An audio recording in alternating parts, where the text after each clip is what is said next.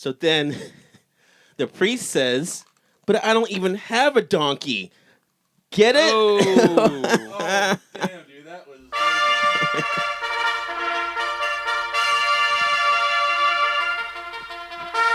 Stu didn't get it. I'm sure I don't want to get that Well, what's up, everybody, and welcome to an episode of A Shot of Reviews with your host, the hilarious Jarrell. And on this show, as it's your first time hearing it, we like to review albums, talk all things music, and have some drinks now and then. Actually, the whole show we drink. And let me introduce you to my co-hosts now. We got Cuckoo Kachoo. Is that which one we call Stu? one. Cuckoo Kachoo stew? Cuckoo. No, it was Hootie Hoo stew last week. Okay, well, I think I speak for everyone where we say that name sucks.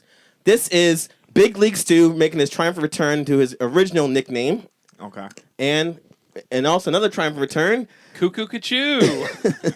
is the one and only Snarky Mark. There is no What's Cooks. up? Snarky Mark is back in the building.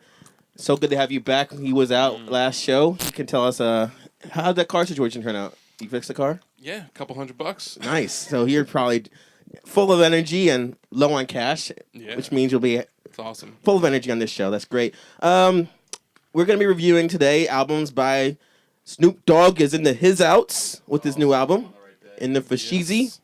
And we got the new one from Schoolboy Q, another West Coast rapper. Two West Coast rappers we're reviewing. Did you know that, Mark?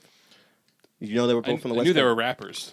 West Coast, I was not sure. You couldn't tell by I don't know their flow? much about Schoolboy Q. Yeah, but you probably now you're gonna buy all his back catalog Oh, once we do this review, and we're gonna get out of the hip hop stuff, get into some rock with the new Chevelle album. We'll be reviewing that as well, and another surprise for you guys. We got some guests tonight from the legendary band Chernobyl Disaster. We got Anthony and Dan's gonna be here a little later to talk about not only maybe Chernobyl Disaster stuff, but they'll also be talking about Recourse Records, their record label that they're working on with who Greg was in here before in March talking about it, but I'm sure now there's been about 4 months or something. You have more things to tell us about that.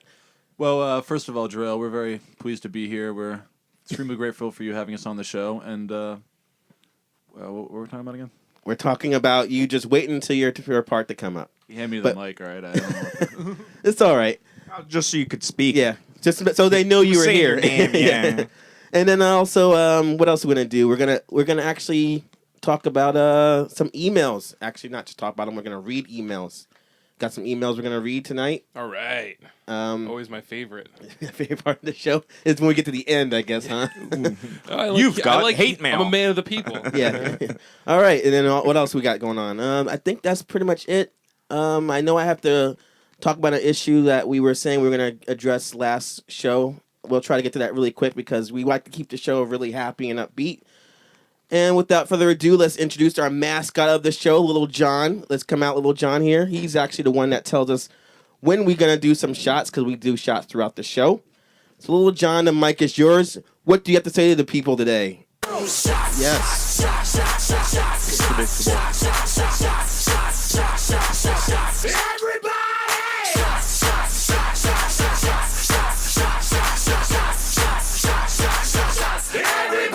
Anthony, you look so confused, but it'll make all soul sense in post. So today, we will be drinking some more vodka, courtesy of Stu, because Stu is a big vodka fan, and he brought for us today some Absolute Pears. But where you guys were arguing you don't like the way, they should just say one pear? Yeah, I mean, Peach didn't have peaches. They might have more than one pear in here. though. Citron wasn't citrons. Guys, let's find out. Yeah, they might have more than one peach flavor in there. Imagine if Or it's pear flavored. Pear, you taste yeah. it really does taste like two pears. Like Say two. nuts. That's true. Maybe it's like an abundance of This could be pears. like all pear juice for all we know. Yeah, no vodka. All right, you guys Me and Stu. talk amongst yourselves while I pour these shots for us. We'll just watch Jarrell pour it this time. Yeah, keep in mind this is radio, so no one can actually see what I'm doing. Oh man, that's a strange. Yeah, Because so far you've gotten most of the Into the glass. did a good job. All right, so a toast to another great show. Yeah. Why do we have? It's for Dan, I guess. Yeah. So we'll hold it for Dan for later. That Dan gets the purple glass. All right. A toast to a great show with a return of Mark and hopefully another great interview. Let's go around. First, Stu, what do you think? Burning pear. Stu doesn't like it. How about you? I feel like it would be better if it was cold. Yeah. Yes, Put that's it on why ice. it's burning. Oh man. Yeah, we should put it on ice. It tastes All right. like one pear though. Am I right? Yeah. You don't taste no more than one pear. All right. Into the cooler you go. But okay, does anybody here shop at Stop and Shop Yes. supermarket? All the time. Are you aware of the pears song that they play there? They have an advertisement that they play on their radio station for pears. It's the best song ever, and when it happens, you have to dance. I got to to the dance. song. All right. Can I sing it for you? Sure. Pears, pears, pears, pears. Good things come in USA pears. There you go. It's the best. Nice. Yeah. Is that the whole song? Yeah, that's Okay. it. Yeah. All right. It's That's like, probably why I honey, missed where's it. the pears? Oh, we gotta go to the pear aisle. We now moved our pears to the U.S. organic pear. And then at the end of the song, and at the end of the sketch, they do. Oh, there's a sketch and a Pear. song. It's like a commercial above your heads. It's my favorite. It's like one of my favorite things ever. They also have one for avocados that goes. The whole song is avocados from Mexico, and that's the end of it. But it's pretty good. All right. Thank you for that, Mark. You're welcome. All right. So I'm bringing my A game today. You I've are. been away. he had that all bottled up for 2 weeks now, and he's just Gotta get this fucking Go- pear song on the radio. go in, man, go in. We gotta make something out of this. Before we actually get to our guests, we like to talk about how our weeks are going, how our past week went. Because I never get to see these guys. This is actually why I love doing this show. The only time I get to get out. Which Stu, I can't believe you forgot this because Stu actually texted me last night. You want to go to the bar? I'm like, dude, you know I'm married with children, so I can't really do anything but do this podcast. But so you know how it is, Mark. Being you have to like plan your. Yeah. You can't just drop everything and hang Plan out. it, Yeah, exactly, yeah. you know. So now we get to hang out. Let's first talk about this fucking like heat wave going on in New Jersey here. Mark, I know you fucking hate the summer. It's And fucking hot. and It sucks. I was telling him last time you were bitching about it when it was like 86 or maybe 70. You were like, it's fucking bullshit. I'm like, Yeah. dude, I fucking love this weather. It hits like 65, and I got shorts on. Yeah, I like the heat. Now I don't like it so much, especially with that. I don't like that walk. The walk we just did. We walked over here to do the show because we like to be responsible, not drive and drink at the same time. So, yeah, I realize that this weather, I'm not in for another week of heat. But what can you do? But actually, the reason I don't like it so much is I did that family reunion last week. That's why I didn't do the show. Oh yes. Yeah, yeah. Had to go to bumblefuck Gloucester, Virginia with my family. Parents, Mrs. S, my wife, the 2 kids, all packed into a giant van. You know, like you go on the family trips driving like for 8 hours. And I had to prepare them. I'm like, listen, we're going to be in the car with my parents, my condescending father, and my naggy mother, which they don't listen to the show anyway. So, but if you do, I do love you because you did give me life. But, you know, traveling with you guys in the car since we were kids is kind of like it gets more harder, gets more difficult as you get older, you know? Are you an only child? You can tell, right? Yeah. Yeah, I'm an only child, so there's no brother and sister to like argue over you're on my side of the seat in the back or anything like that. We didn't have that fun. Quit touching me. Yeah, I'm not touching you. I whenever I watch that shit in like movie stuff, I'm like, man, I wish I had a brother to like put their fucking finger like an inch from my face and Jarrell like would do it to annoy me. himself. Yeah, yeah. I'm just standing there, like, I'm not doing it. I'm not. Shut the fuck up back there. Or I'll turn this around, like, please, do, Dad, please. But I warned them, like, because I worried about the ride down, but actually that wasn't so bad. It's less like the commute there, because the van, basically, my parents are in the front, I'm all the way in the back, so we're like a good 20 feet apart. So the commute down wasn't bad. The only thing bad about it was, you guys ever been to a place called Cracker Barrel? Yes. I Yes. hate Cracker Barrel. Really? Because my parents, beside the fact my mother almost killed us going to a Cracker Barrel when I was like 19, and that was my final, like, this is it. I fucking hate this place. Because every time we go to Virginia, she's got to stop there on the way there, got to stop there on the way back. But the menus, all right, well, let me take that back. Actually, if Cracker Barrel, you ever want to sponsor our show, you're a great place. But for now, I fucking hate the place. The fact that there's no fucking pictures on the menus. So I have no idea what to order because I have to go by what it says. I know I can read, so shut the fuck up, you guys. Come on, But- you know what? They serve like that exotic of dishes at Cracker Barrel. It's like fucking. You It's want like a, you already, There you go, you already jump on know. me. What, want a Jump- steak, a piece of chicken. Yeah, and you get like 8 sides. It's the fucking best. I only go to restaurants I like the pictures. Like IHOP, you're doing a great job, IHOP. Photos of what you got, commercials on TV is perfect. And it's like, we go there and it's like, let me get, I guess, eggs and bacon. It comes out. I Yeah, eat you it. don't know what eggs and bacon looks like. It You looks have to like- look at it first. I want to see if it's like appetizing on the picture. Oh, it never is on the picture. Yeah, you don't base your opinion off the picture. They always show you And half the time the picture is like, instead of milk, it's like Elmer's glue. Not at IHOP, my friends. Not at IHOP. It's delicious. But anyway, like I get the food. I didn't get full on it, so I'm like, I'm mad. The Waffle House right next door to the place. I'm like, can we go there for once? I will say, yeah. If the choice is Waffle House, you or- gotta yeah. go Waffle House. Yeah, but my mom's all about Cracker Barrel. We go out to this family reunion. Let me ask guys this question. The point of my story: do family reunions are they more like a glorified barbecue, not like a real epic event that your family has to go to? I've never been to a family. I don't have like a big family like that. Yeah, We're not spread out. so- Yeah, I don't have a big family either, but it is like a barbecue. Yeah, it's like because my mom planned this thing with my cousin actually, and I'm thinking she's like, you have to go to this. And then since she said family reunion, I'm like, I guess I have to ask for off for work and this.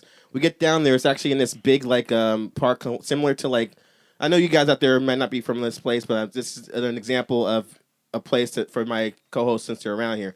It's like Colonial Park, just the park we went to. It's a big. It's in Virginia, so like the lake that's right there is like fucking hot and swampy. So it's like we're in a big swamp with the park, bugs everywhere, cousins and nephews, cousins and uncles and aunts and making burgers and shit like that. It's like, just call it a barbecue. Why are you saying this is a family reunion? Because I think the reason they call it that is so you feel obligated to go. Because if she was like, oh, I'm gonna be in Virginia, like aunt, sister or whatever that you never come to see me, but we're gonna come down there and have a barbecue. Would you come? They're like, I don't know, maybe we'll come. Because the thing about people in the South, which I'm not dissing you, but compared to us in Northeast, you guys move so slow. Sounds like a diss to me. It's just. My aunt said honestly, yeah, we're slow. It's like she's Yeah, from Brooklyn. She moved out the Gloucester 20 years ago, and she's like, yeah, we like things slow. We don't like schedules. That CPT thing is very true to us. What does that Like mean? it's color people time. So when something Oh. says they're starting at noon, it starts at 2, and then they finally get things together. It gets going. It's I was kind of like annoyed by two things about this whole family reunion thing. One, found out my cousins. I thought were actually like I didn't know how they're related to me. Come to find out, my mother actually had an older sister that passed away. It's like never knew that. 38 years old, never knew my mom had an older sister. I thought she had this amount of kids or siblings, and she had an extra one. She told my wife that on the way down, and I couldn't. I was like, what? Like when I took my headphones off for a second, like, huh? Put them on. But the thing that really bothered me is met someone with my same name, which you guys obviously don't give a fuck if you meet a Mark or a Stu. But when you meet a Jarrell, spelled the exact same way. It's like, I'm amazed whenever I see Stewart, and it's spelled the same way. I got a minion. Oh, so every Got time that minion with the yeah. one eye. Yeah, Stewart.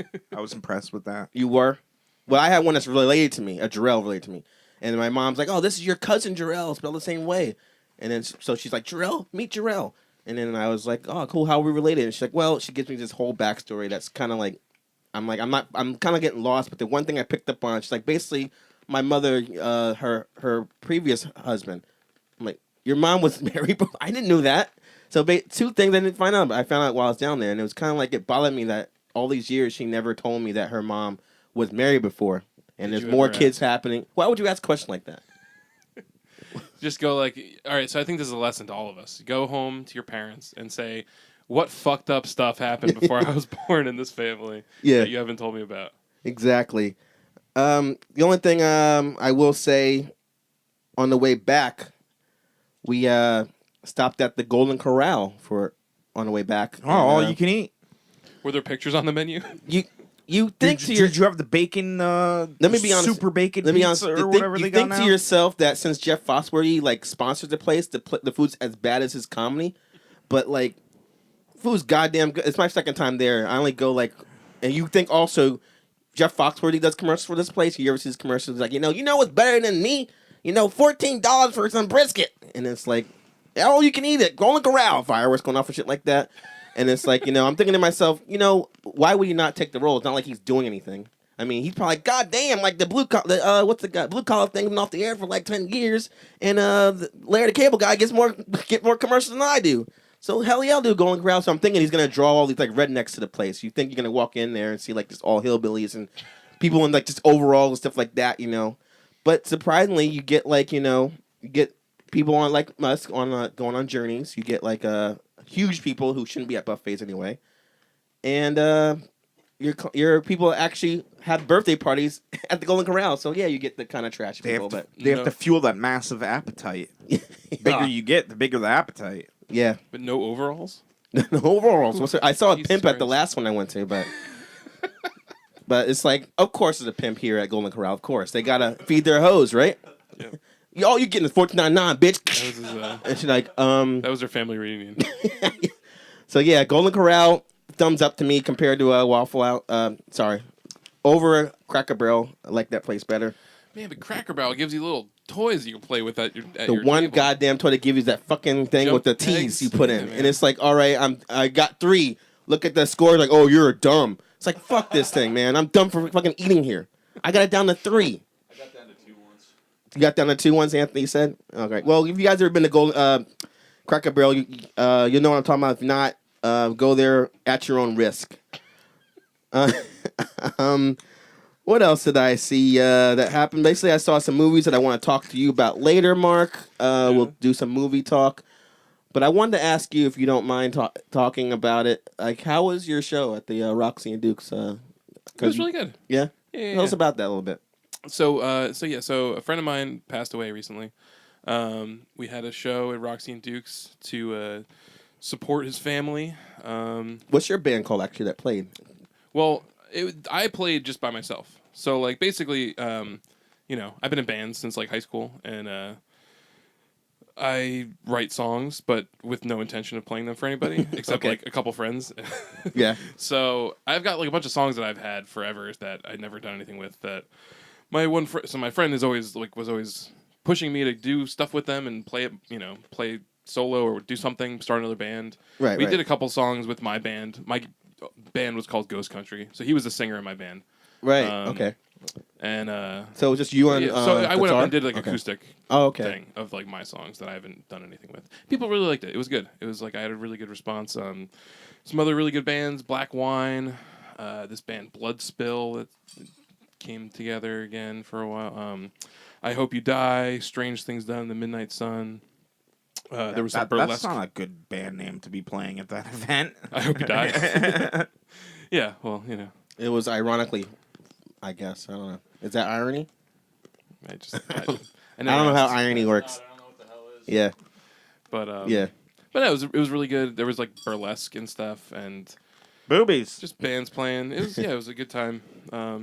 It was good from I got to see a lot of people I haven't seen in a long time, so it was like Was there cool. beer too? Yeah, it's at a bar. So there was- Beer and there was boobies. beer, boobs, bands. Stu asked a question about the place he's been to at least like 75 times. Oh, wait, what venue was it? It was at Roxy. and Oh, Dukes, Roxy yeah. Dukes. Yeah.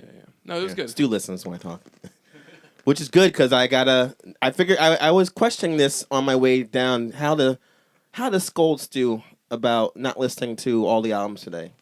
Like, should I not yell at him on It's the only air? Snoop Dogg. But this is an ongoing thing with you. I appreciate that you've been doing better since we I started fell the show. asleep. But these excuses are really getting on my nerves. So either get your shit together, Stu, or you're gonna have to stop being on the show. I'm dead serious. That's fine. Okay. Yeah, but if I stop being on the show, then you have no web design No, or Stu. anybody to process the. You can still web Podcast. design, but you don't have to do these like things anymore. I don't have to worry about you not listening to music. That's all. Because if Mark wasn't here, I'll be doing the Snoop Dogg by myself, man. If Mark's doing all the listening, he's not falling asleep all the time. You get to drink too. Come on, get your shit together. That's all I'm saying. Man, Jarrell does not fuck around. I don't. I'm saying is listen to all the albums. It's not hard. You don't have to even do anything. Just push play and kick your feet back and relax. I know, man. I feel like I need to go like cry in the corner now. You? Why would you want to cry? You're doing a great job. You both are. He's doing better than before, but he can step it up. I have way all better. the secrets of the been doing podcast, really and I good. can end it. All you gotta do is just pretend like you listen to them. Nah, because then when we get to that part, he won't have anything to say. I catch him in the fucking lie all the time, dude. All right, before we bring our guests on, should we stall a little longer before Dan? Is he here? I don't know. I was just about to call him. All right. He I'll said tell you a 15 really good movie I saw. All right, let's go to the movie thing real quick. Go ahead. Midnight Special, Okay. really good. What the hell is that? Yeah.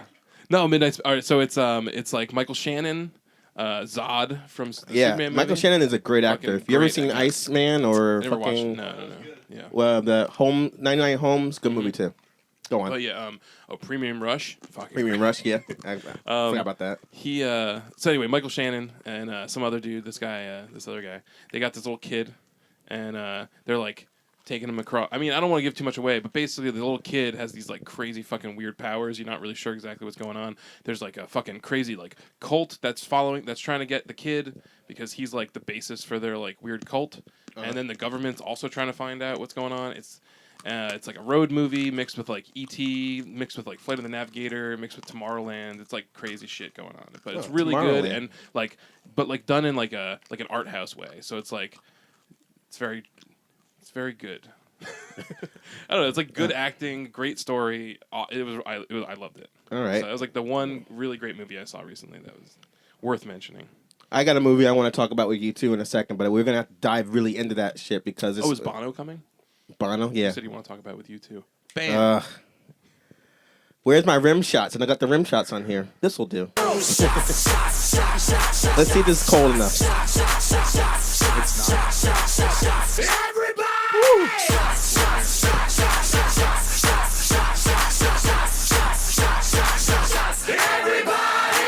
We all in on this one too? All right. This is actually a spontaneous like shot that usually I don't bring Little John out this often, but I think we actually can do this thing without Dan. Maybe we can walk in and fill in on anything else that you want to Is talk Dan about. the guy that was here the last time? No. No. Okay. Cool. How much time he said? How much longer till he comes? 5 minutes? All right, perfect. So, it's the amount of time. That's the perfect amount of time for the thing we were going to talk about, Stu. If you remember last show we were on, I knew we were supposed, all the things that are going on in this country with like the, it's very depressing right now what's happening, and we were talking about that we were actually going to address it. Maybe better have Mark on there. That's all the, like, I would guess I would say it's got a whole place like divided and stuff like that. People on different sides of these issues, and of course I'm talking about Pokemon Go. Now, the problem with Pokemon Go is I never got into Pokemon in the first place because I realized when it came out I was like 20, so I don't like it. So I'm not judging people for doing it if they're younger They millennials. just use characters from that age and the idea of it. Yeah, but I was like, this is Still not a for me. different game. No big deal. It's obviously people over 40 or aren't playing this. Found out that's not true. People in the 40s are doing the same thing, walking the streets like looking for Pokemon, and come to find out our co-host himself, Stu, 38 years old, playing Pokemon like a goddamn 20-year-old. I'm What level the fuck? 7. You were 7? Level 7. Oh Jesus Christ, man! The whole fucking ride to that. Are you kicking my ass? Yeah, that's because you probably bought Pokeballs. I refuse to pay money for Pokeballs. Okay, I gotta go through Somerville. There's not enough Pokestops. Stop, Stu. You're too old. Gotta go to old for Somerville this and game. walk through Somerville. You gotta get a life and listen to music and that we reviewed. Stop this Pokemon bullshit. But I don't judge. Of course, I'm kidding, you guys. The issue that we were gonna talk about is actually some deaths that's been going on. Of course, I'm talking about the death of VCRs. You guys hear about this? Oh, yeah, VCRs are dead now. They're actually gonna be making the last VCR this month, which is very, very sad. This company in Japan actually is no longer making VCRs after August. And I was thinking to myself, because my cousin-in-law, Jay, who was on the show last time, he actually owns VHSs still, even though I thought VCRs were obsolete 10 years ago. I think you'll still be able to find them on eBay. That's my plan, dude. I'm gonna start selling my VCRs on eBay for to all hipsters and stuff like that. Make a profit. Hipsters don't like VHS. What do they like? Fucking Betamax. No, they probably like reel-to-reels, I bet. I mean, there is definitely a VHS. I mean, I went through a big phase of collecting VHSs, and I still have a huge collection. You're saying on the level of someone collecting vinyl, you were into it like that? Like going to the thrift store every weekend because it's $1 for a movie. Like most of the time, or if you go to Goodwill and stuff, they've got tag sales. So if you get on the right day, you could get VHSs for 25 cents or 50 cents. Oh, Dan just showed up. Well, How are you? the thing is that VHS to me is I want to watch some porn. It's very inconvenient. Yeah, but okay. I'm so happy I'm not now collecting porn with DVDs tapes. now. But the, okay, No, the- you okay. gave me all your VHS Here's- porn. Here's No, well, Right. yeah, because I fucking hate VHSs, man.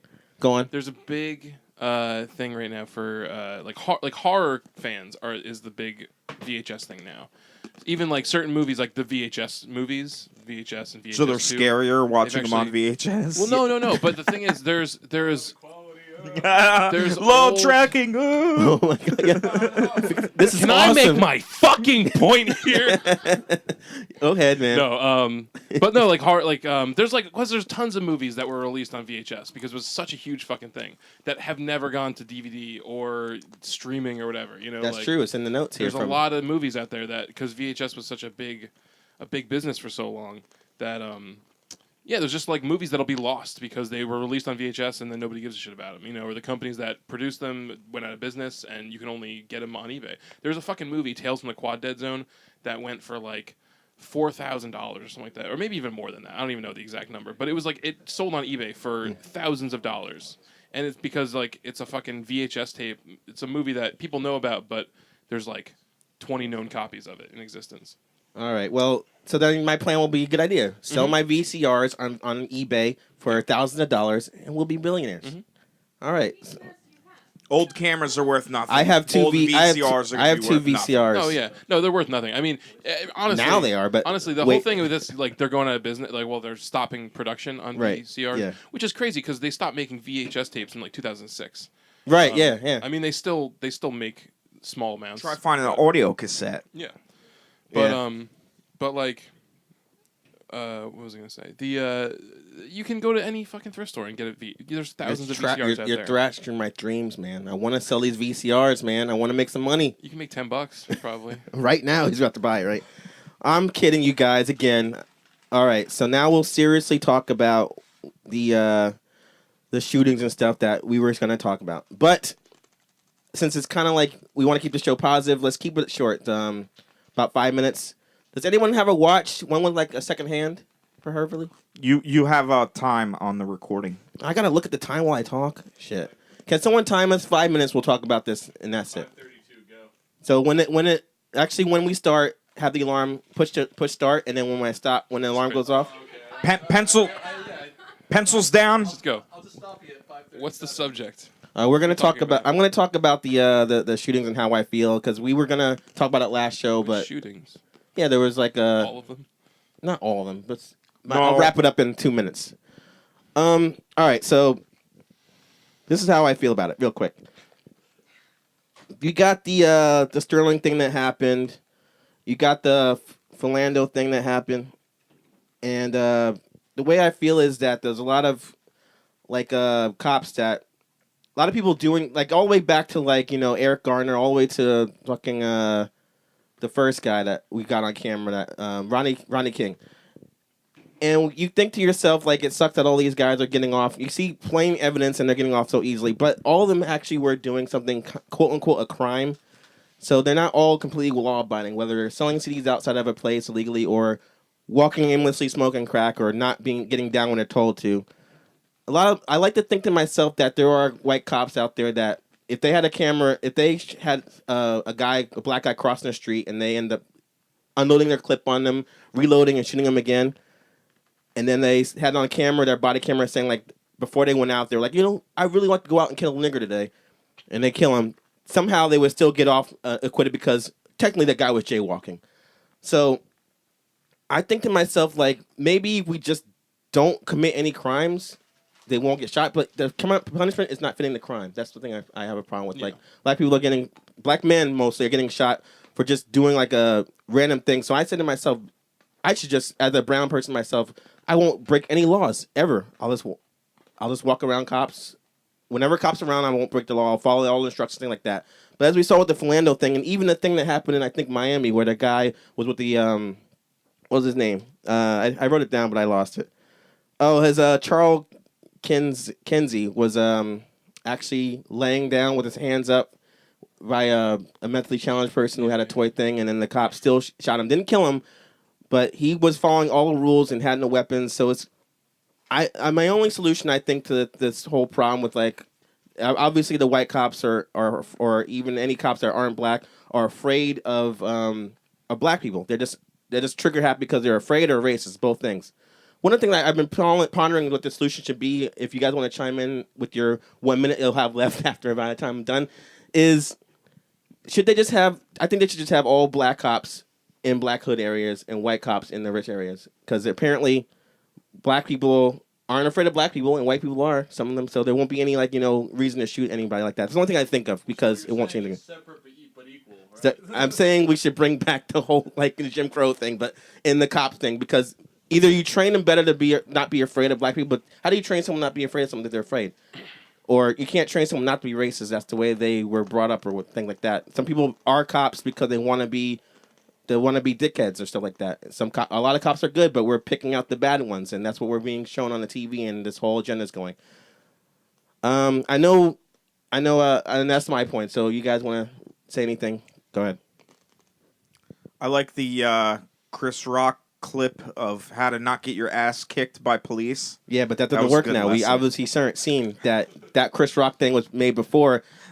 Plangelo said, "I have my wallet. I'm pulling it out," and he still got shot by a cop Yeah. and killed on TV. Which I thought that was weird because the girlfriend on that was kind of like, "Oh Jesus, my husband's please don't let him die." Like she seems so calm about it. Like do your boyfriends normally get shot by cops? Is this a normal thing for you?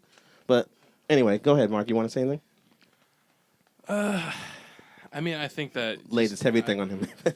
not only want to I feel like getting into it, getting angry about it, it's gonna make Trump win.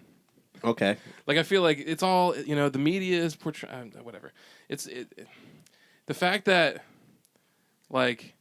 every time something like this happens is getting focused and scrutinized even even more than it has in the past. I feel like getting people angry on Facebook, bringing it to Black Lives Matter, getting people to protest is only making white Americans more scared, which Especially is making killing them vote cops for fucking too, yeah, Trump yeah. and allowing the fucking Republicans to win. So, it all whatever. There's there's no way around it. But I think that there's no point in me having an opinion on it because the thing it's about not our my The experience. thing about our show is we're both all right. We're done. The thing about our show is that we're different races. So I feel it would be good to get different opinions on the whole thing. Oh yeah, no, that's my opinion. Is So that that's I feel what we like- did, you guys. I'm sorry we didn't get to go. I knew it would be a whole wormhole if we went longer into this topic, but that's the best we can do for you guys. We're in no rush. You guys can do that if you want. Oh, we let. No, he's limiting I himself. was limiting myself because I They didn't all want. go on for hours. Yeah, they will. Yeah. Okay. We want to keep the show happy and upbeat. We don't bring it down because we were having a good energy there. I see you smiling, Mark. I want to keep that grin. I want to keep the grin on Mark's face. Without further ado, let's bring on our guests now. We got here. Let's let Stu, since you're talking at least, let them share your mic until we get more mics here.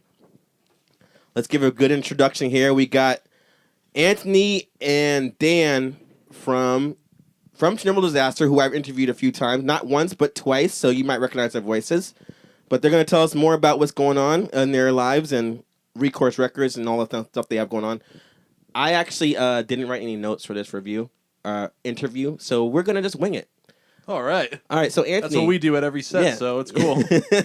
Anthony, we've actually, in this past year or so, we've actually gotten closer as friends. We have Slept been hanging together, hanging out. Yeah, we slept in a bed together. That's Yeah. true. We got to clarify that. We didn't, fuck each other. We were just, spooning. No. We slept in the same Yeah, bed. it wasn't gay or anything like that. I Because don't even remember how the hell I got in there, to be honest. me neither. I got in there very easily. I remember Lynn was in there with you before, and then when I woke up the next morning, I wasn't on the floor anymore. I was in your bed. What the hell happened there? I don't know. I must have gave you a wedgie and pulled you into the bed or something yeah, like right. that. Just carried me over by my underwear. I did like a fucking But here's bodyguard the thing. But here's the thing: I wasn't wearing underwear that night, so I don't know how you could have done that. I put it on with my teeth. It's a little trick I like to do. So Dan's all looking like, what the fuck did I miss, man?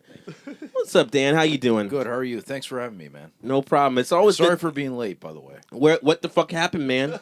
We were I stalling, was- talking about race issues until you showed up. Yeah, I know.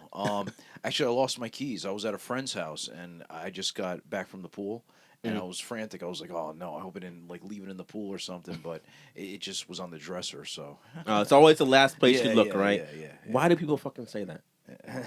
It's always in the last place you look. Yeah. Why say It's the that? first place I look. I get mad when it's not on the dresser. I just keep looking. I found it, but I kept looking again. Yeah. I don't know. So what else? Oh yeah, Right, we're in a band. yeah. So Oh man, just kind of walked in, man. And it's awesome, man. kind of woke up, wandered around town. Now I'm here, man. How do you actually feel? How do you feel about the heat? Let's talk about the weather.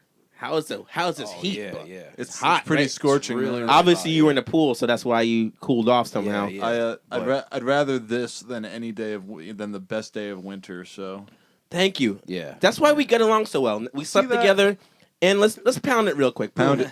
If we had a choice between 100 degrees or 0, we pick 100 every time, right? Yeah, yes, yeah, yeah. yes. Yeah, I agree with that. Yeah, I, hate the I cold, would be man. totally cool with living in like Texas On the- or, on the or sun. New Mexico, even fucking Mexico. I just like the heat. It'd be hard to get back over here with the wall coming though. But Right. Well, I've got to go over there before 2017 if I want to do that. Take my fill.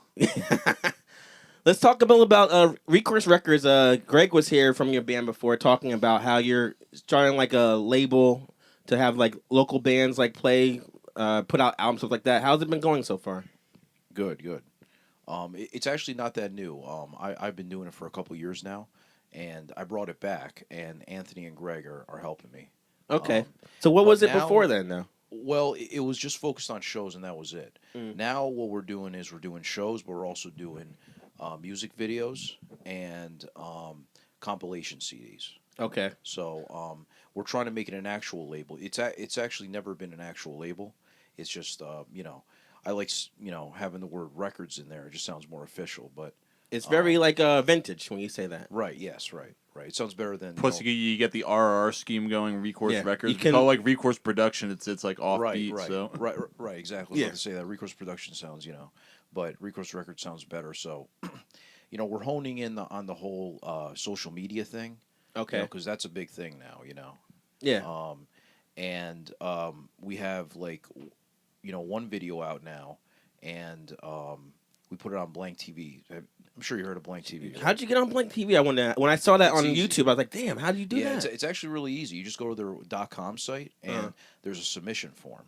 And there's two kinds of submissions. There's general submission, and there's world premiere submission, where basically you could say exactly when you want the video to premiere, and it gets more hits. So you picked but- that one, obviously, right? Well, we pick general submission. Oh, general, okay. Yeah. But the next time, I'm sure we're gonna pick world premiere. It's really easy. You don't to get the general submission. It's free. okay. And you just fill out a form. That's all you got to do, and then they put it on their main page on their channel. A form? How long is a form? Right. I think maybe that's why not too Not many what people do. it. It's like Yeah, pages 'cause- and pages or one page? No, it's one page, but it's a lot of info you got to fill out. Shit. But it's not hard info. It's just like Easy who, info. Who directed the, Soft the info. video? Yeah. Yeah. Right. time consuming. Time to give me the timeline of. So when did you actually start Recourse Records? Or Right. Actually, it was 10 years ago now. Yeah. Okay. Yeah. So when I started do you remember Hamilton Street Cafe? actually, Stu actually Yeah, was a yeah. big. Stu, actually, before we do that, where was Hamilton Street?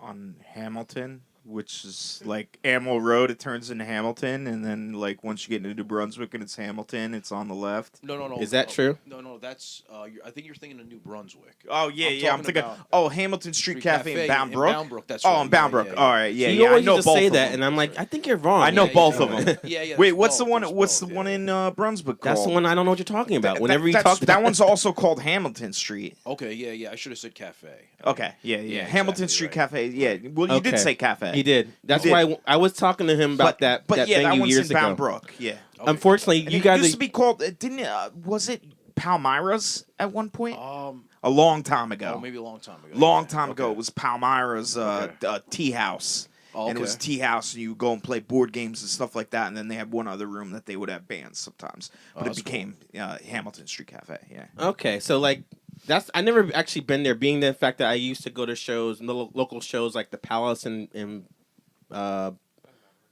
Palace was in Bound Brook too. I've been there.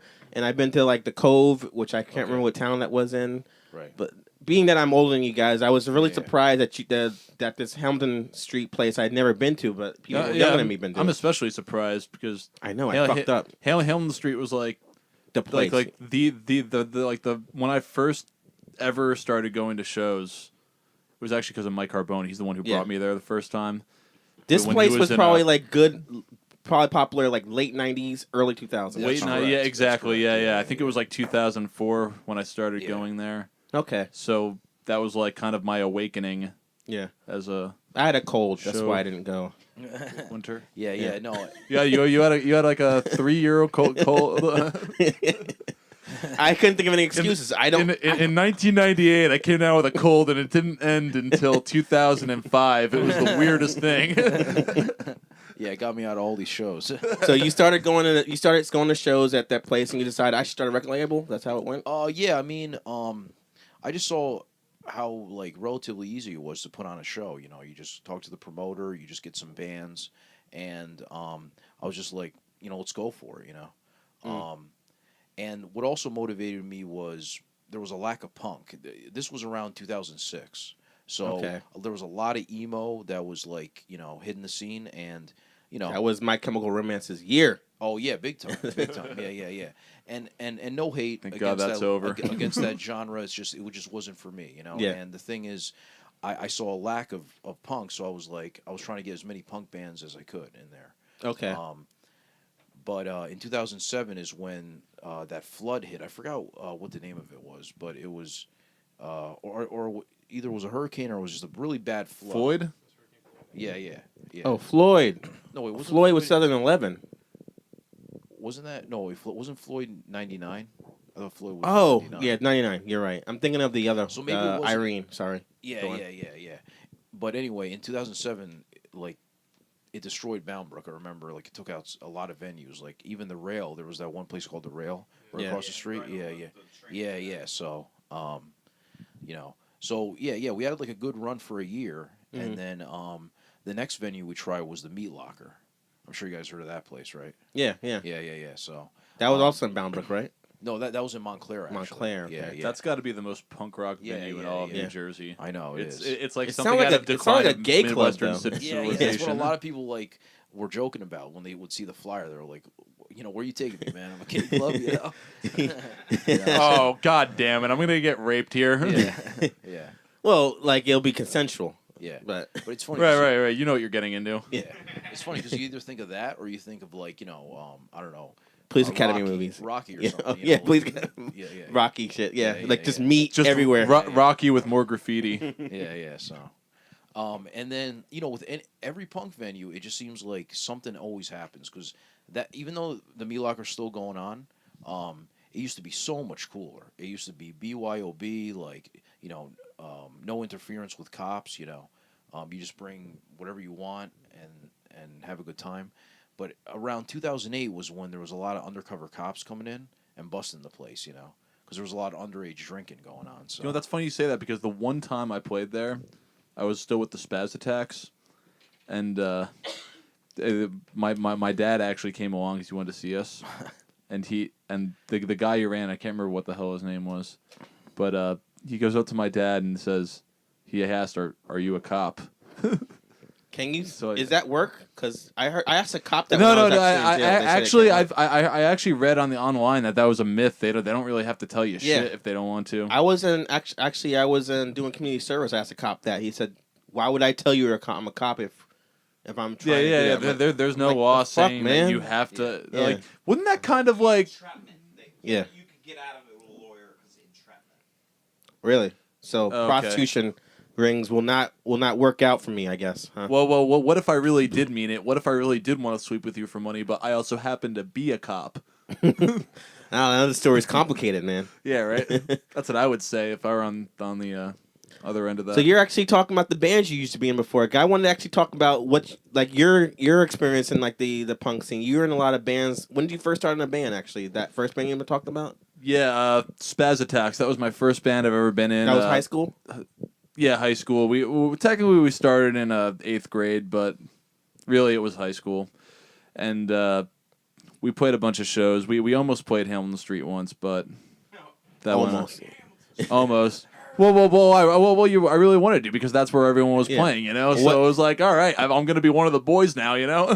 What- Sweet. Well, what happened? Like, I thought he said it was easy to. I put a don't show even. I there. don't remember. I don't even like the show ended up not happening or something because they couldn't get enough other bands on it. Or Damn, everybody's in a band but me. So like, what the? I'll start a band with you. Okay. Let's do it right now. Okay. I got my guitar on my guitar. We could do that. Let's just start doing a cappella band or something. Do What the what? So like, when you started the band, like in 8th grade, like what were you like? What was your band sounding like? What was your influences? Imagine the Sex Pistols, but even shittier. That's I that's can't. how I'd. I can't possibly imagine worse. All right, then you're not cool enough to listen to my band. I think it's the most 8th grade punk band. yeah. All right, so you did that band. You also have the band called besides Sophistipunks. You want to talk about that later, or we'll talk about it now? Yeah, we can talk about it now. Yeah. Actually, just yesterday we almost finished up the vocals on our EP that's coming out. Okay. It's five songs, Dan. No, I think 6. 6. Okay. You're in the band Yeah, too, 6. Sophistipunks? Yeah, I'm the drummer. Yeah. Okay, so Yeah. you play drums in that and the other band we're gonna talk about. In I'm a actually second. not in any bands that Dan isn't in, so Okay. just going forward, I just want to lay out the precedent. All right, well, how did you two meet then? Actually, it was around 2 years ago now. Basically, Knuckle Sandwich, a band that I was in. You I were in played that drums. band? Yeah. Well, I mean, old enough. no, You're I know. huge, man. How is that possible? Old enough to Are you No, sure? no, Okay, now well, you guys are actually, let lying. me Get the fuck explain. out of here. Tell that story, because Knuckle Sandwich, you guys It's don't been know around out for a there. very, They're very actually an long older time, band, yeah. Yeah, very long time. Yeah, no. Knuckle Sandwich has had 3 different iterations. One started in 1989, Okay. and So the singer is the one that runs the whole thing, right? what's that? The singer's the one that's been in the band That's the whole right. time. Yeah, that's Richie right, Knuckles. Right, Okay. right. And so there was that iteration. Then they started back up again in '96, and then the third iteration was in late 2012, and that's when I came on board. And Okay. you know, Richie's friends with people of all ages. You know, he's always been a cool guy. So I met him during the second iteration of Knuckle Sandwich, which is Okay. probably the most popular one. That's the one that they did the Nice album with. Yeah, that's the So- one I know. Right, Yeah. right. So I was always going to the shows, and I just became friends with Richie and always stayed in touch with him. And then I tried out to be the drummer, and I was the drummer. You know, it was cool because I was like the youngest guy, and like everyone was like, "Yeah, I saw you back in like 1992," and I'm like, I was 6. You know? You should be like, Bro, thanks. Yeah, what are I you, a was. pedophile. You're like watching me Yeah, from your yeah. car. What the fuck was this? And it's No, you funny should be like, 'cause "Thank you." sometimes- It's funny because sometimes I'll let it slide. I'll be like, "Yeah, okay, cool, man." You know, but You should say I was 6, but thank you. Yeah, right. That was me. exactly. I just Yeah, look yeah. old for my age. Right, exactly. So, but anyway, the latest version of Knuckle Sandwich played with Chernobyl Disaster a lot, Yeah. and then I saw Mike, the drummer of Chernobyl, posted on Facebook, "We're looking for a bass player." And I play bass as well, so I just hit Mike up, and then before you knew it, I was jamming with the guys, and then we actually became really good friends. It wasn't a thing of just being in a band and seeing each other at band practice. It became like a big friendship. So Yeah, that's the thing that's interesting. I'm surprised you said 2 years with you two. I feel like Yeah, when yeah. I saw Chernobyl Disaster the first time, I thought you guys were like friends for high school and years, Yeah, years, yeah. years. We just clicked, man. yeah. Yeah, exactly. I mean, Mike and Anthony have been friends since high school, but Okay. me, I'm pretty Actually, yeah, we relatively was new. friends. I gotta correct you there. Okay. 4th grade, we've been friends. Okay, yeah, since, so- So that's what I'm saying. I gotta correct you. We're not friends ever. oh yeah, well, there's that too. I didn't want to say it on the air or whatever, but okay, no, it's yeah, we. Okay, so Yes, it goes much deeper than that now. I can make it a much better gay guy than him. Sophistipunks, you did with Anthony. You did together. That's right. Well, I wasn't in that originally. I was brought in later. Okay, as what, a guitarist? You did mostly guitar yeah. all the time, right? Yeah, it's funny because he didn't even know I played guitar in like the first 6 Yeah. months he was in Chernobyl disaster. Then one day during practice, me and Mike we have this song that we call Silverstein song because it sounds like a Silverstein song that we jam all the time. Okay. No lyrics to it, but we started playing it at practice, and then Dan's like, "I didn't know you played guitar, and I didn't know you were good at guitar." the fact that you have any talent comes as a huge surprise to me. I Would didn't you say like to that. be in this other band I'm in? I can't remember the. I can't That's remember funny, though. the band I saw you guys playing in that the Seaco's down the street from where we are. I remember the story, but it doesn't involve Dan in the story. It was a previous bassist in your earlier band. I think it's Shamble Disaster or something like that. And you would play like a you played a cover of the Sum 41 song, that's the popular song. Oh Jesus, yeah, that was spur of the moment. Yeah, exactly. Spur of the moment, you just start busting that song like that, and no one wanted to join in with you, like because they're like, I don't know the song. because Like, no one else knew it. I'm yeah, like, yeah. how hard is that fucking song? Well, it's not. I'd say an lower intermediate. Yeah, it's not Like, that. it's not like an easy song. There's a lot of parts to it, but Yeah. I mean it's You could figure it out because if you heard the song, if probably, you could yeah, if you get like the root note down, you could get it exactly. Uh, But that was when I first realized that you actually can play guitar. Besides the fact when you played in Somerville and broke strings every time you played, I was like, this guy sucks. Oh, But then when I actually saw you like do that well, cover, I that like, was just you got poor. good. That was just poor maintenance. All right, that Mm. was like I'm so lazy. I don't replace my strings every week. You know, like some guitarists are anal about that. I've gotten better. You have, but actually, you But- replaced the guitar. I told my friends, I'm like, dude, like when I first saw Shamble Disaster, when I would tell you guys, like, you guys really should be better than what you sound like. Like, you would break strings and still restring it, tune it during the song being played, and still keep it going. I was like, that's, even though I don't know why he's breaking strings so easily, I'm really impressed play hard, how, man. how well he can tune a guitar, like, so fast before the song's even over. And we're talking about punk rock music, you guys, so Yeah. 2 minutes he can tune it, or maybe like a minute and 15 seconds, he can restring a guitar, tune it back to where the E string should be at, and then keep going. Well, Jarrell, you got to be ready. That's it. You got to be ready. You for the gotta know worst. any song you could break a string. Yes, very true. What do you guys want to say? Like Mark and Stu are pretty quiet. You got anything I want to ask them before I get to my next question? So we're about to So, Jarrell, it's not just you. Like you have other people. What? Because I always thought it was just you. That By myself? Yeah. No, I need my co-host because I can't run a whole podcast alone. Oh, Because no. It's cool. we I just bounce didn't know off you each had- other. I just didn't know you had co-hosts. That's cool. yeah. These Cool. like my friend over here, Stu. We've been friends. We go back like since like recliners. I use that analogy all the time. I knew him in high school. He was actually in punk bands too, so I thought he could be the godfather of you guys. High school bands, I should say. His band False Alliance was like the kings of Hillsborough, New Jersey. cool. That -5 wasn't as Oh, you big. don't even. Yeah, -5 was also actually -5 was bigger than False Alliance. True. We played with Shades Apart, which was on wow. MTV. Wow. Okay. Yeah. Definitely. And Shades Apart. and that was Yeah, no, and we're like that's 15. why you know we Knuckle played Sandwich. with Zoo York skate team. We played skate demos. And that's in the book History of Skateboarding Dysfunctional. So -5 was don't talk bad don't- about -5. Don't diss this we were -5. little kids. We were all 15, but we got pretty big. Yeah. And don't forget, you saw someone get their head caved in at the City Gardens. At City Gardens. You guys know City Gardens, you guys? Well, see, That- that's the that was- thing. that was my I friend. know of it, but we're too young. for Okay, City do Gardens. Right, you yeah. know who that was? Yeah, I know, but don't tell the story again. It's too long story. No. But I know the it was story. Scotskank Yeah, I Redemption know. royalties. Yeah, I know. The main guy in that. Yeah, I know. Yeah, all right. I just don't want to. We'll tell the story you guys another time. We don't want to overshadow our guests here. We'll What talk about you, after Mark? the show. Mark, you're in a band yourself. Like, what is your take on the punk scene from like 2000 to now? I don't know. I mean, no, I'm just happy that you guys like keeping that Hamilton Street tradition going. Because I mean, I was in a band. I played Hamilton Street a couple times.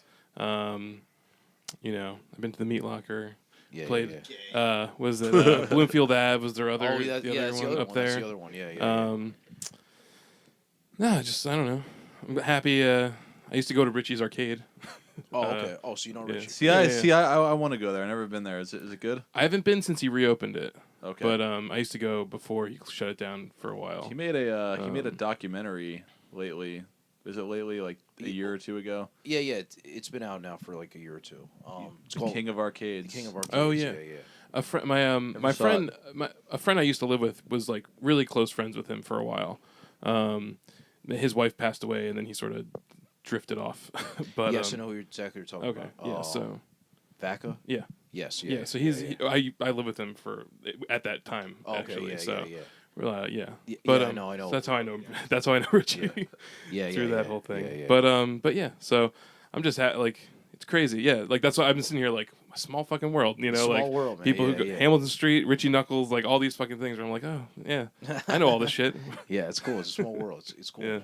So if you still play, why I thought you knew. Yeah. yeah, if you still play, there's you know, DeSico's does open mic night now. Oh, cool. Yeah, I was just saying before you Tuesdays. got here, I was just No, saying the open mic nights they're awesome. They're run by Mike. They just people coming in and like anybody could just go up and play. Like literally anybody. Actually, we're gonna have Mike here 2 weeks from now. He's gonna promote the Oh, you don't have to Sequels do things. that. Okay. You don't have to do that. Why not? He doesn't have to go on now. Just don't. Okay. Don't. Well, he's a good friend. He's a good- Don't worry about him. It's All fine. right. Well, I we're love you, gonna. Mike. He's listening to it right now. Motherfucker! Son of a bitch. I'm suing. What the like? How do you feel like the punk scene is now versus in the local scene versus back then? Back then, right? So, I think the punk scene, like, you know, I only came around, you know, like around early 2000, Yeah, and I kind of it miss was those so days much- though. But yeah, Oh yeah, it was so much different than it is now. You know, we're trying to achieve still what it was back then, but it's still not there yet. Back then, it was such a different time. It was like, and you got to remember, we're talking before MySpace, so it was back when you had Flyers to go, and yeah, shit, yeah, yeah. flyers, and you had to actually go to shows to like really hear the bands, you know. Mm. And I think that's why it was such a big thing back then, and not only that, but also because there was still some popular punk bands in the mainstream that was making it so kids could be like, you know, it's possible for me to make it. So yeah. there was that more drive, you know, of like starting a band and like taking it seriously, you know. You know, I mean, because Blink-182 was huge, so was Green Day, you know. I gotta say one thing So- though. I've been saving a lot of money on cartridge ink. The internet's a great place. Yeah, yeah. Trust it. Very true. Yeah, and I mean, the internet was around back then, but it was like you had to make a fan page. You had to make your own, like... It wasn't the only. You got thing. excited when someone said they had a computer. Like Yeah. back Whoa, you got, dude. We're gonna get huge now. then. You got a computer? Like, can I use it? Can I Right, check my right. email? Right, so... Yeah, right. Yeah. Mark was exactly. saying live journals. He Like remembers that. GeoCities, remember Yeah. that? Like GeoCities. Yeah, GeoCities. Make your own website for free. Yeah, like from Yahoo and stuff, you know. Freewebs.com. So you want to get it back to like, I don't want to like really, like hop on Trump's like thing, but you want to bring things back to the Yeah, way. yeah. Well, make make it things great great. Well, again. quite frankly, Jarrell, we're gonna strengthen shows. We're gonna make we're gonna make the scene better. We're gonna make bands. We're gonna You make got to have the the scene hand big up again. like this. We're gonna make Gotta have the hand. You gotta Yeah, yo. make America great. we're gonna make pop punk pay for it. yeah. Exactly. But yeah, Yeah. no. This is like a discussion we always have amongst me and my friends. Like, how can we get it back to the way it was? Because it's like, it's just it was such a different time back then. Yeah, but I think the whole Such a problem good is people time. don't want to like play free shows like they used to. Yeah. So how do you like? You got to get people like-minded like yourself, and maybe you might be the dinosaur to the sound. But are you trying to like get your that scene for the younger kids? Like maybe people in high school now to have that same ambition to like want to play a show like for free with other bands that don't sound like you. So it's like the thing I miss about like local shows when you see like 5 bands for $5 that don't sound the exact same. I miss those days. Well, it's great because I feel like that's kind of what we have here. Because at the Seacos, a lot of what we got is just a whole bunch of different types of bands coming in. They like no 2 bands that you're going to see at one night at Seacos are going to sound the same. Yeah. Chernobyl, I would say Chernobyl Disaster is like the only. I mean, besides like Sophistipunks, really, which is another band we're in. Yeah. Like it's the only really hardcore punk band, you know. Like we like our friends in PA Angelo. They're like a Yeah, we interviewed them too. They're Yeah, like, yeah, kind of yeah. like a junk rock band, like kind of like yeah, exactly. But they you wouldn't distortion say from- they sound like us though. Yeah, you yeah. know. And then there's Nerve Damage. They play with us a lot. They're good Yeah. friends of ours. I was just hanging out with 2 of them last night. They were they're what would you even say? They're like college rock / punk, I guess. It's Okay, so like Yeah. Smithereens, kind of something like that. All right, cool. I don't know, I wouldn't say Smithereens, but No, well, you have their if if they came out in the 80s, they would probably sound like the Smithereens. Yeah, Okay. but you All right. So that yeah, they're really like we cool, got a lot of bar chords going on, a lot of distorted guitars. Like maybe like it's just good times, man. yeah. You come, you hang out, you Yeah. grab some drinks, you Yeah. check out some music. It's Exactly. like that's that. The core of all this is it's just the good times, you know. That's Yeah. all that like when people come, we just want them to. That's what you're buying into, the good times. You actually hinted on something that I wanted to drop on this show right now. Like I did. we're actually going to. I'm hoping this is actually like a debut news thing. Like what do they call it? Like a exclusive thing right now. You're gonna say shit. what is the status on Chernobyl disaster right now? Because Greg said in March when I asked the same question, he said the band's done. He didn't want to go into it too much, but I heard rumors. Well, Okay, There's well, a reunion. let's Well, keep well, it simple, right? yeah, keep it simple. The band got back together with new guitarists. Yep. Let's keep it simple, Jarrell. We are. Yep. Did you get that? You make sure you got that. Shots. Yes. We're back. All right, it's time for shots now. Celebratory shots. Celebratory shots. Cheryl Disaster is back.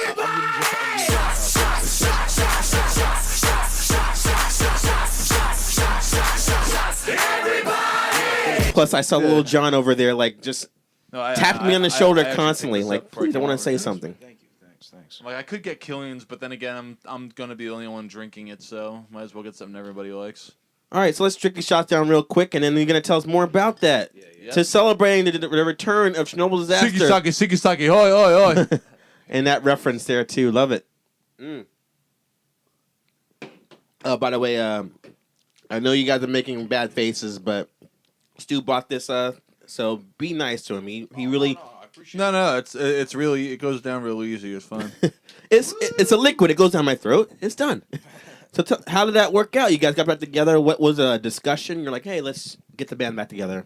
Well, Like around the Blues time Mike Brothers, came kinda. back from Utah, we were all just kind of hanging out at his place and Shooting heroin, our friend, stuff like that. shooting heroin, blowing coke off a hooker's tits, and It could always be like this, man. In the midst of all that, our friend Nick Winship from Nerve Damage, he was there too. Actually, a little side note, you guys. Nick Winship they're talking about. We interviewed him when he was in this cover band for Nirvana. That was my first interview. Right. Oh, okay, cool. Like Good. So we all know him then. Yeah. All right. Listen to that, by the way. Go back to our archives. Go on.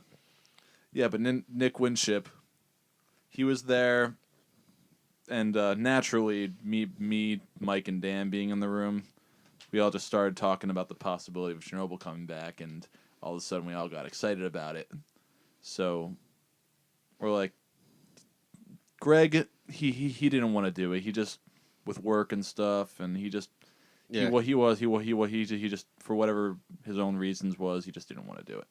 Yeah. So we figured, all right, well, he doesn't want to do it, but doesn't mean we can't do it, right? So Yeah. You play guitar anyway, so that's why you can always. Well, make it work. we always liked the fact that we had a front man. You don't see many front men anymore, you know, in local acts. It's always a guy with a guitar or a guy with a bass. So we always want to keep it like that. But we figured since he was there during the discussion, say, hey Nick, you play guitar.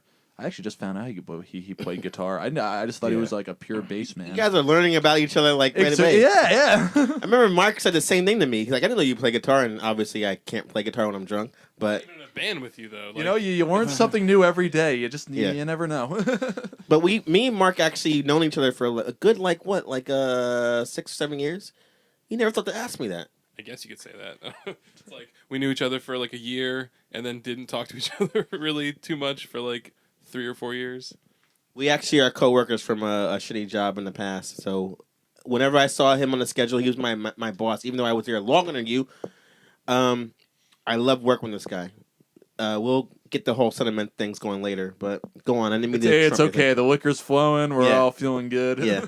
Whatever's gonna come out's gonna come out. But Yeah. yeah, the point is, Chernobyl We, disaster is yeah, back. Chernobyl disaster we're is back. back, baby. Yeah. Yeah. So, we're back, and you know we kind of had unfinished business because Mike left. I think it was like a year and a half ago. He moved to Utah, Yeah. and then it's crazy because we had these like 4 new songs that we really wanted to record. So now we could do that. So it's great that we're back together. So Yeah, it's great because I was listening to I had your demo on CD.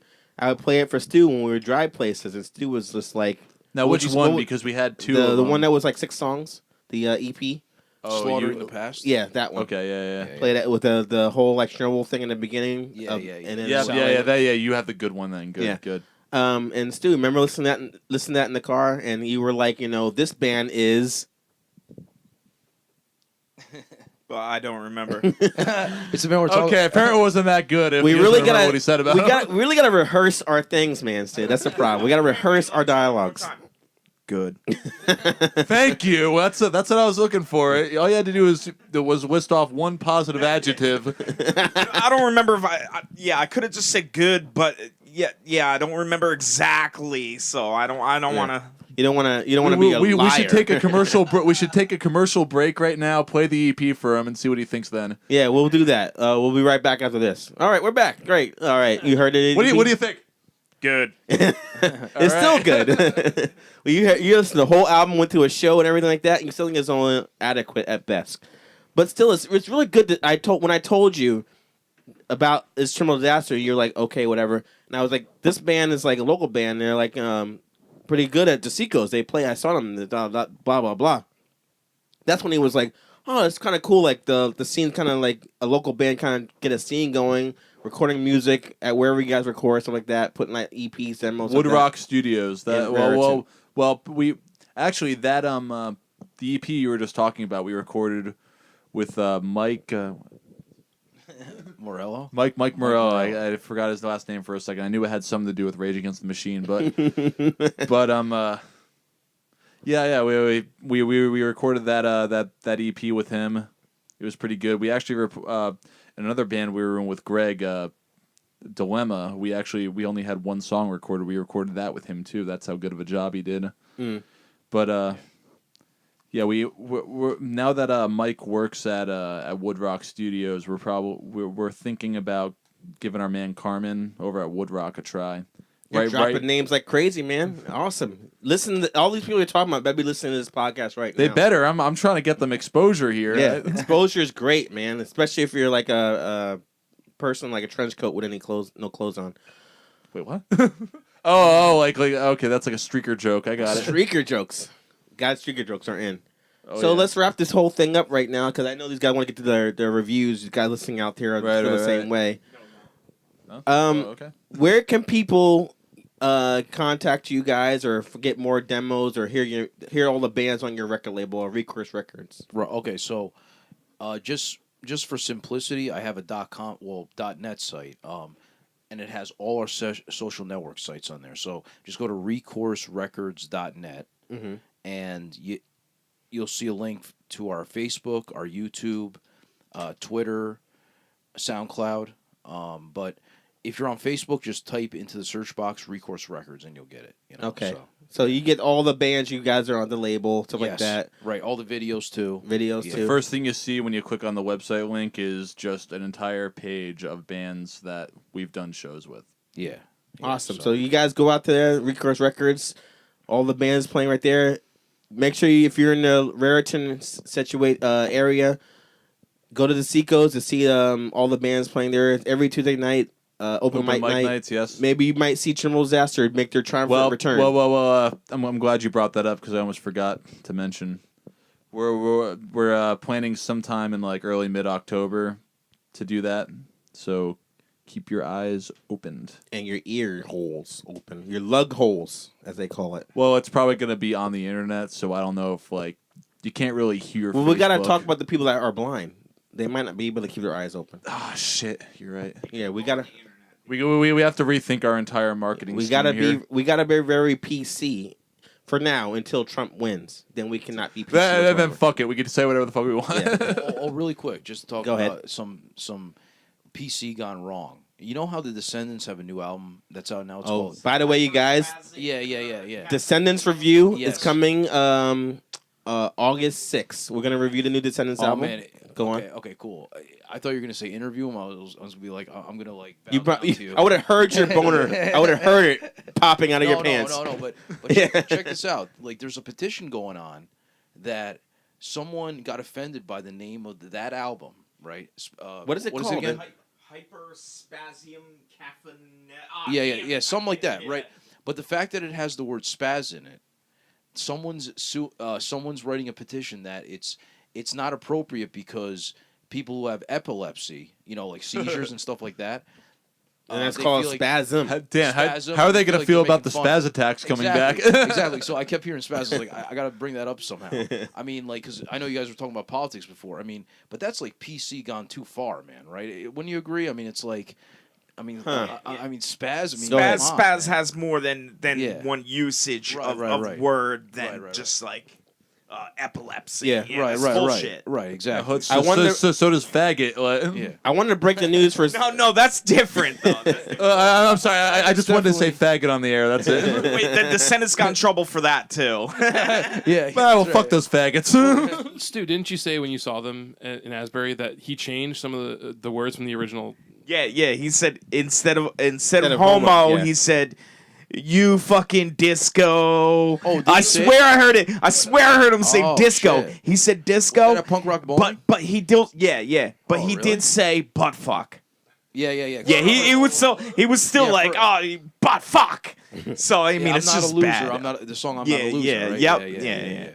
Okay. Yeah, I actually am excited about that new album. So Yeah, I me hope. too. I can't wait. I, yeah. we're doing that album, Bouncing Souls, Bouncing and Soul, yeah, they're coming out the same day. I yeah, think, right? we're gonna do that review of Another those two new album, albums, really? Yeah, it's coming out. and we're doing the new Good Charlotte album. All three pop punk bands. I'm doing quotes, you guys, because I've been listening. Quotes are there. See, that's the one. Does cool Good thing, Charlotte like, really count? We've been talking Yeah. about hopefully like getting back to the early Yeah, it does. 2000s. Yeah. What's kind of cool is there's a lot of bands from the old days that's coming back and doing new stuff. New records. now. Music sucks now. Yeah. Before you guys go, me and Dan actually were at the bar, like just knocking down shots or drinks. Sorry, and lagers. Yeah. We're not alcoholics whatsoever. And I asked you, what did you think of the new Blink-182 album? Speaking of pop punk music, and you were like, Right. kind of like, It's a can of worms. right? You Right, were kind of like, with it, or you didn't hear it yet? Did you hear it now? Well, here's the thing. Are you sure you talked to me? Because I still haven't heard it yet. Yeah, it was you because you said I didn't heard it yet, and I Yeah, told yeah, you my yeah. opinion. I've just been crazy busy, so I still haven't heard it yet. But it's only because I've been busy, not because I don't want it. Yeah. I've actually been jonesing to hear it because everyone's been saying like, This it's or that, okay. right? It's this, Like yeah. like what I heard lately is Travis Barker is probably done the best work he's ever done, but the songwriting is just okay. Yeah, you know? go ahead. Mark didn't Yeah, get yeah. to do the review last time. Yeah. Go on. I'm gonna let you. Yeah, I mean, the one thing I would say, just going into it, is that, I mean, I know a lot of pop punk people have a boner for what's his name, the guy that joined the band, Matt Matt Skiba. Skiba. Oh, that's Um, yeah, like Mike. Yeah, I don't have like Yeah, I would say the thing that I don't like the most about the new album is that there was a good balance between vocal styles of like Mark Hoppus and Tom, Yeah. and they both sound the same now. Like on the new album, like they Oh, both have this like they really both have clean the vocal. deeper voice, Yeah, whereas yeah, before they used to contrast. There's like it's like almost no point to having two vocalists on this. I Right, feel like right. so. That's my take on it, for what it's You're right. worth. You're right. Yeah. Actually, that's interesting. I haven't heard that yet. Actually, Yeah, Everyone keeps I've seen saying. I've seen a lot of people that are like, it's fucking great. Well- Fuck Tom. Like he doesn't need to Right, be in the right, band right. anymore. Well, here's But the other those thing are all about- people that are like already predisposed to like that guy, like Yeah, Tom yeah, Skiba. yeah. I don't or Matt Skiba. I don't know Yeah, anything yeah. about him. So Yeah. Here's the other thing about Matt being in the band. A lot of the Alkaline Trio fans, including myself, were kind of pissed off that he's in Blink-182 because now that he's doing shit with Blink-182, he's no longer doing anything with Alkaline Trio Oh, really? anymore. Yeah, Like we yeah. want a new album. We want them to do another tour. You know. Yeah. Mhm. And unfortunately, like I think he's gotten that rock star high. Because if you think, Yeah, about yeah, it, well, yeah. I mean, like, that's a Blink-182 is whole bigger other bigger level. than Alkaline That's- Trio that's will a ever whole, be. That's a whole other level. That's like A-list right there. You know? Yeah, yeah, So it's like- and in a way, I can't blame him. I'd Yeah, I'd yeah. probably Oh, do yeah. the same thing. But I got one question for them. Which is this is harkening back to an older episode. Now I feel like we just should ask all our guests this. When I say King Missile, do you know what that is? no, Actually, I don't know. Oh, see. I am completely in the dark here. All right, now if I say detachable penis, do you know what that is? That's a song, right? Yeah. I'm just curious. All right, so we interviewed King Missile. He's the guy. His band. This guy, John S. Hall. is part of King Missile. They did the song "Detachable Penis." We were talking with him, and we were like wondering who actually knows. If you say King Missile, would people say, "Oh, Detachable Penis"? Or if you say, Right, but then right. people know Detachable Right, Penis, right. and they don't know who actually Yeah, did yeah. it. Unfortunately, No, yeah. they're a one-hit wonder band. Yeah, exactly. Because honestly, I thought Primus first wrote that song. I can see that. Yeah. And then I looked it up and was like, yeah, this band, like I never heard of. Yeah. Unfortunately, that tends to happen to the bands. They're just one-hit wonders. Yeah. So Well, and you know them by the song. Someday your band will be that way Yeah. too, right? I we should be so lucky.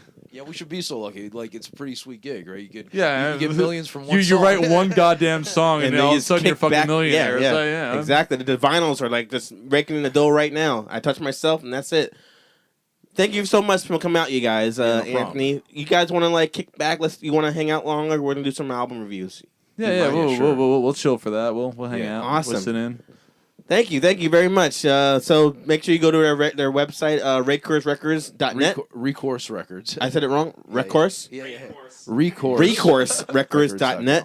.net. Yeah, Obviously- and there's no funny spelling. It's exactly the way you write recourse in records. Yeah. So recourserecords.net. If you don't know how to spell that, you probably don't deserve to be on the site. Jesus, man, come on. There might be people that can't spell. But also there's Google. So Yeah, so Google that. Google their names. whenever I can't spell, I literally go on Google and it does it. How for do me. you Yeah, spell? Did you mean? Yeah, did you Recourse yeah, Records, Yeah, so Thank you very much, you guys. Let's pass the mics Yeah, no over, problem, and sure. we'll actually, All right. we actually might bring you. We're gonna definitely bring you back for the email portion of our show. If you don't mind. Yeah. Sit tight, fellas. All right. Can't wait for those emails. Hate mail. It is my favorite part, actually. I want to. They might want to go out and have some smokes. No, yeah, I can't leave. No, I won't. Yeah, he will. He's gonna kick me Well, out. when we talk about Snoop Dogg, He's gonna kick me out. Yeah. I might not. We never know. I'm actually feeling good now, so I might not be mad at you anymore, Stu. All I right. might not. And who cares? I didn't listen to Snoop Dogg. You know what? I would only give an average opinion. Oh, Snoop Dogg. Meh. That's all I would give, whether I listen to it or not. All Yeah, right. you don't know have that, a though. meh button on there. There you go. this So is Snoop Dogg's. let's pop punk start with album. the guy that needs no introduction whatsoever. We're gonna start with the Snoop Dogg. Actually, thanks.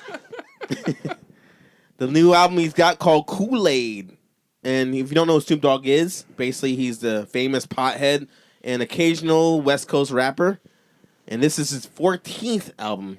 Mark? recent contestant on Celebrity Family Feud. What? Really? I didn't know It that. was pretty good. Yeah. Who's his family? His mom, The dog his pound? wife, and his kid. No, like his actual family. Oh, I didn't know he had a family He has a wife and kids. Yeah. What do you mean? or many kids, right? Being Probably. I don't fucking hood know. and shit. Oh. Was he smoking? Yeah, he was smoking weed. That No, one where but- he got the question Yeah, wrong. the first, I saw that. the Yeah, first yeah. question was about weed. Weed, yeah. And like he got it. He didn't get it.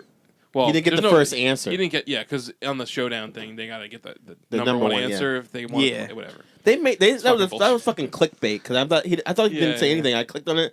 He had an answer that was up there, and another guy had Yeah. a higher answer. I'm like, whatever, dude. So this is his 14th album, and it's been a year since his previous album that was like a disco funk influenced album called Bush. And it was meh. And me and Stu reviewed that album, and he liked it more than I did because that one was. Oh, I did? yeah, you did. Oh. You know? Yeah, well, I like that little disco sound. Yeah, you like that. I'll get the reason why I didn't like it as much as you did. And it's been about 6 months since he did that collaboration album with Daz Dillinger that we reviewed back in January. Which if was you- me. yeah, exactly. Now the reason I didn't like the last album by the one called Bush, is because I like the gangster shit he did back in like the 90s, like the hood shit he was doing. And Stu's more about the like laid back, like Yes, the yes, chilled please. weed shit. Well, then this is like a mix. Yeah. That's what I was hoping for, because when you look on the track list, you get like guest artists like Too Short, Wiz Khalifa, and Jeremiah, to name a few. So I'm like, oh, maybe it'll be like the aggressive hip hop mixed with like the R&B that he's been known to do. And when the song starts off, the song called Legend, I can't really place on who it sounds like exactly, but I was like, it sounded like kind of like what something like Rick Ross would do, because like that aggressive like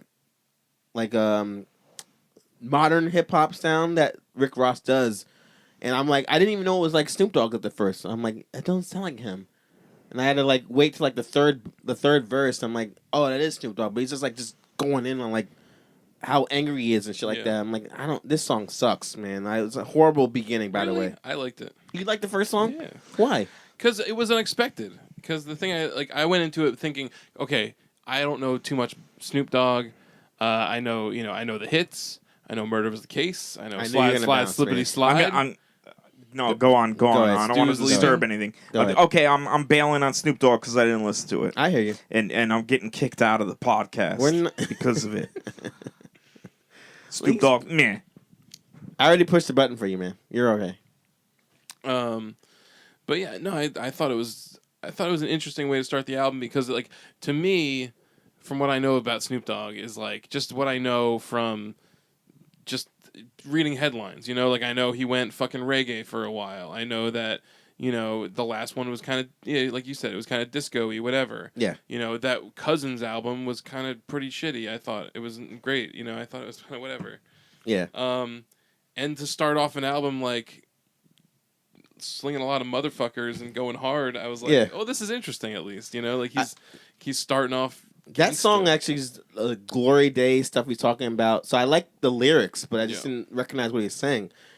And then the next couple tracks after that, it's got like the G-Funk Bay Area sound that he's known for. Like, for example, you got the song Don't Stop.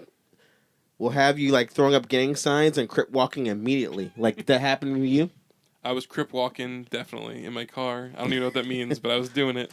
All right, so if you weren't crip walking with that song, which features Too Short, which we mentioned earlier, you would definitely be crip walking on the next song, which is called Super Crip, and that has like, the ominous like hood beat that brings me back to like the early '90s.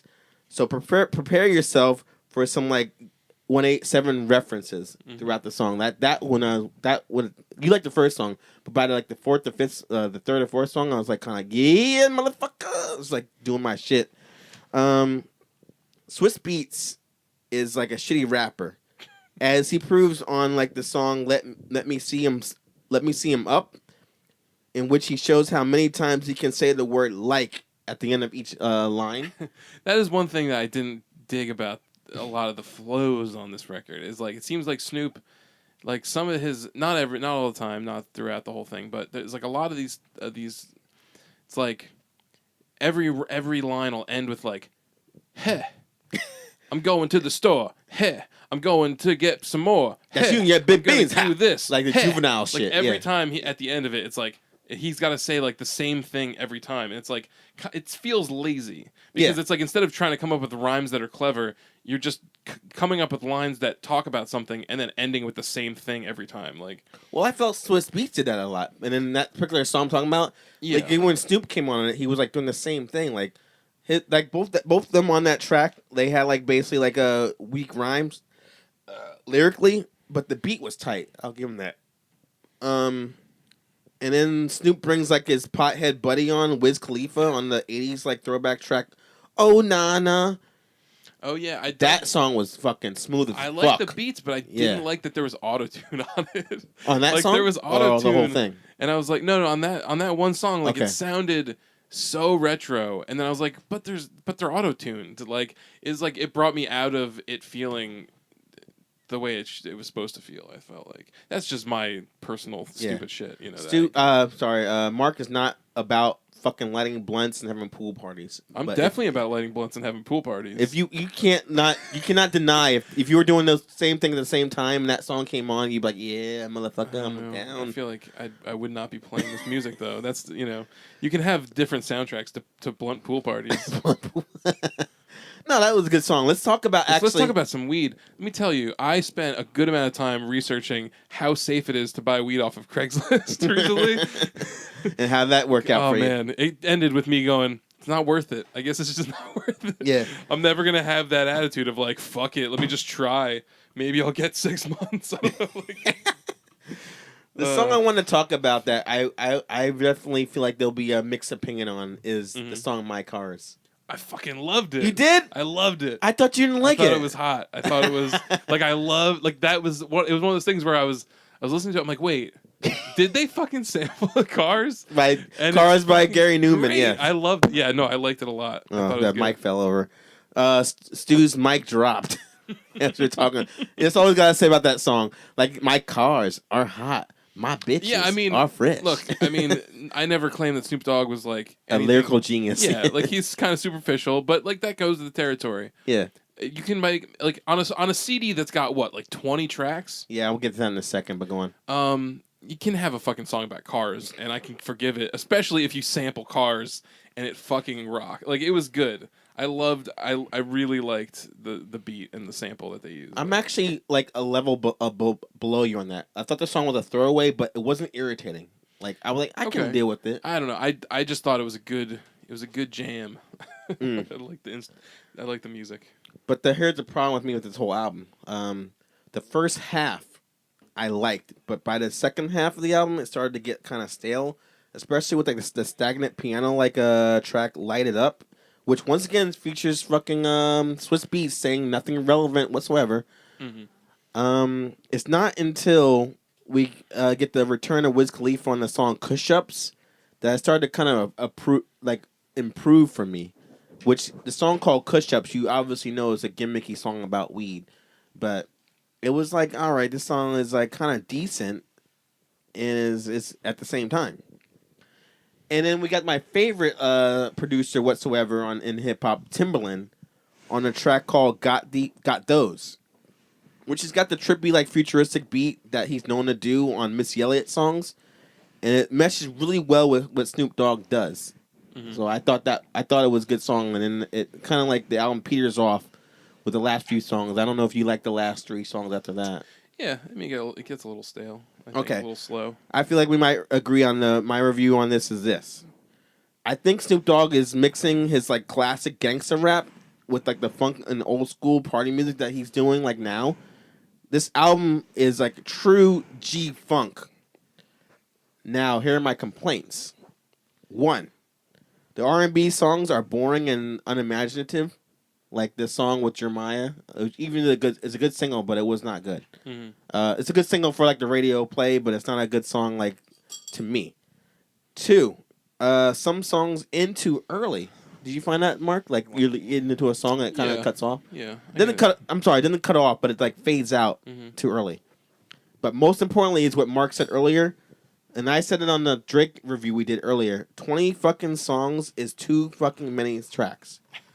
They could have cut out some songs that had a easily tight album. 14, 13 tracks Yeah. would have been a great album. Now, obviously, I don't look to Snoop Dogg for any thought-provoking lyrics. But if the message on some of the songs were a little bit deeper, like deep like a wedding pool, I would be like, all right, I'll raise my rating a little bit higher. But with that and all my other complaints and issues, I have to say this album, I agree with Stu. This album is meh. It's a download. Download it. It's not worth paying your money for. See, I didn't even have to listen to it. Mark, what would you say? Yeah, I mean, I liked it, honestly. Like, overall, I thought it was good. I kind of liked how, like, I know that I had the complaint with the Drake album about being long, but with this, I felt like the fact that it was 20 tracks, or 21, I don't know how many it was. 20. Yeah.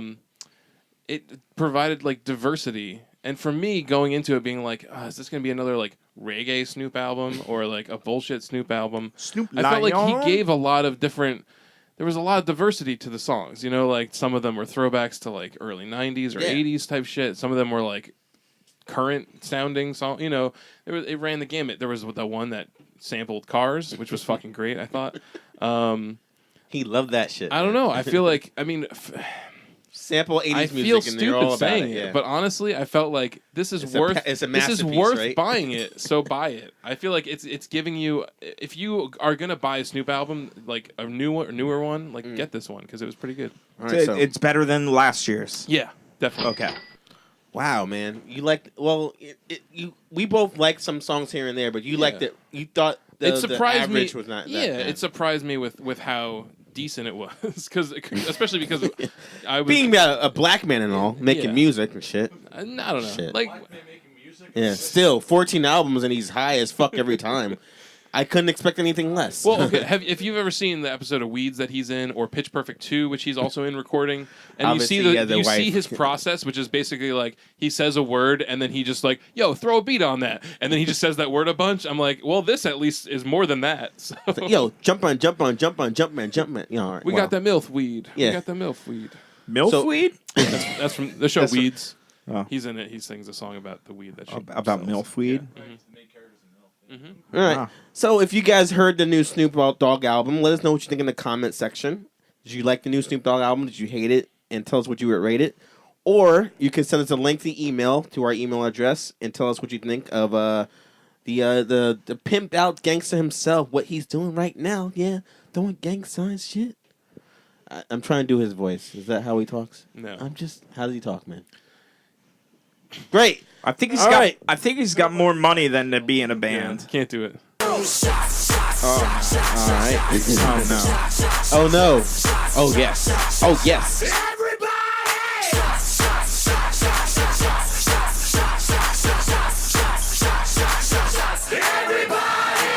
So Anthony, Dan are back. Are you fans of the Snoop Dogg, the Snoop Doggy Dog? You know, I'll be honest with you. There's not much rap that I know, and it's not that I don't like rap. I think rap is great. It's just I don't follow it as well I do with punk rock. You're aware of a West Coast rapper named Snoop Dogg that he's been around of course for I a know long- okay. Snoop Dogg. Make sure Yeah, you know yeah, who he yeah. is. And I know his hits, but, Okay. but that's about it. I don't know his albums or anything like that. I'm white, so like the only rap I'm aware of is It's Eminem. Macklemore. Or maybe a Vanilla Ice. I didn't say Macklemore. I said Eminem. I'm like, Okay. Well, coming more from, Eminem like, put the out a new late album so 90s, we you can know? review with Anthony. I Wait, he appreciate. I appreciate your review, Mark. It was fair. It was you liked it. You liked it. I enjoyed it too. Fox News. Can we get a little less political tonight? Jesus Christ, man! yeah, it's kind of tough. I'm gonna end it right now. Our landlady said that we should not be so politically correct or incorrect. Or no. I don't think it had to correct or incorrect, just less political. Okay, less political. All right, we'll stop that. Jarrell, is this your place? Yeah, actually, I have this place. It's my place too. Oh, whoa. That's his wife over there. Yeah, this- and Oh, no, their kid. No, their kid is That's- at daycare. No, that's my girlfriend. I have a wife on the side. You know. oh, okay. No, that I thought I was your girlfriend. Stu had too much to Well, you drink. know- I'm the second You know- wife. You're the third one now. I gotta rank him down because I love pussy. All right. Yeah, I don't do anything sexual, but I'm the second You're wife. just my hangout wife. Yeah. I have my other two wives that have vaginas and I like that. Polygamy.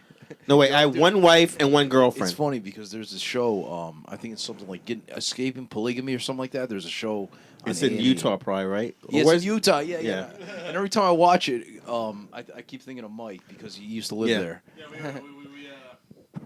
we actually visited him there once, and we expected every dude to be walking around with like 10 women behind him. Yeah, but they don't sleep with them at the same time, so Yeah, right, it doesn't count. I was ready to put on like a Midwestern accent. They and be take like, turns. Howdy, you want to join my crew? They have like Tuesdays and alternate Wednesdays when they sleep with the different wives. alternate wins. Yeah, it's that you sleep with them both all the time. Dude, every single one of them, man, just like me, wake up covered in bitches. It's Yeah, seriously. You like- I mean, you might have to. They might have to come out with like a bigger type of bed. Like king size ain't big enough for two Mormon wives. size. You're basically Yeah, saying yeah. you gotta wear your galoshes. You want that many bitches. You need like a double king. Well, sir, welcome to Sweet Bees. We've got the queen size, got the king size. What are you looking for? I'm looking for the I'm Mormon. polygamy- Oh, you want to come to the back room? All right. Or you want the polygamy bed? You want the Polygamy. double king size. All right, The we're Joseph gonna Smith we're gonna size. do another review, you guys. Pass the mic over to Marky. Pass the mic. So, All right. you guys know GDP? He plays in Meat Locker sometimes.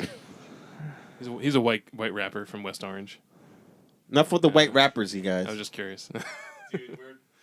All I know he plays. He's all name-checked white Meat rappers Locker are in an songs. insult all white rappers to matter. hip hop. except for the Beastie Boys. Yes. Yeah, totally. Yeah, he's played Meat Locker. Like he name checks Meat Locker in his songs because that's like one of his places. Yeah. Great. Moving on. So fucking. Oh my God, we're talking about music Mark here, had Jarrell. some insight. I know. He yelled at me first. Just really quick before the reviews, maybe that's why like there's no such thing as a genre coming back because there's so much going on in the underground. Like any genre is now in the underground. You know, like Really? you just told me like there's a rap underground. I didn't even know that. That's fucking awesome. I didn't know there was nothing underground. It's all about the underground dubstep yeah. scene. Woo! Jesus, man. See, I can't even bring it up. Oh, Feed Me put out a new EP, right? Yeah. Oh, they did? I saw it on tell like us. the, I'm one sure. Feed Me puts out a new EP every Every month. second, right? I saw the thing. There's like the one website I used to. I swear to God, pirate I'm gonna kill these music. motherfuckers. God damn it. Okay, what's we got to talk about today? Schoolboy Q. That's- He's the rapper that he was the man of the year a couple Thank you. years Oh, wait, ago. all right, stop, Do it, stop, do stop. it. You wanna do Don't the- kill you- it. you Don't wanna kill do it the before intro? it starts. Because it's gonna be hard to edit this whole thing, man. Yeah, I know. Don't go. kill it before it starts. You Just wanna let do him it? go. Okay. He's gonna All get right, mad. I'm not mad. I'm just angry. It's different. Schoolboy Q. Album Blank Face LP, and he's another West Coast rapper we're gonna review, and he's a member of the hip hop supergroup Black Hippie. If you guys don't know who they are, other members include Ab Soul, J Rock, and Kendrick Lamar. So they have not yet released an album. J Rock. What? No, I don't think it's J Rock from Trailer Park Boys. No, it's a no, black. no, I don't think that's. Yeah. I think he's just name coincidence. Yes. Name coincidence. They have not released an album yet, but when they do, it'll be fucking amazing. Piston and Jugs. Would you It's agree? the way of the road. Yeah.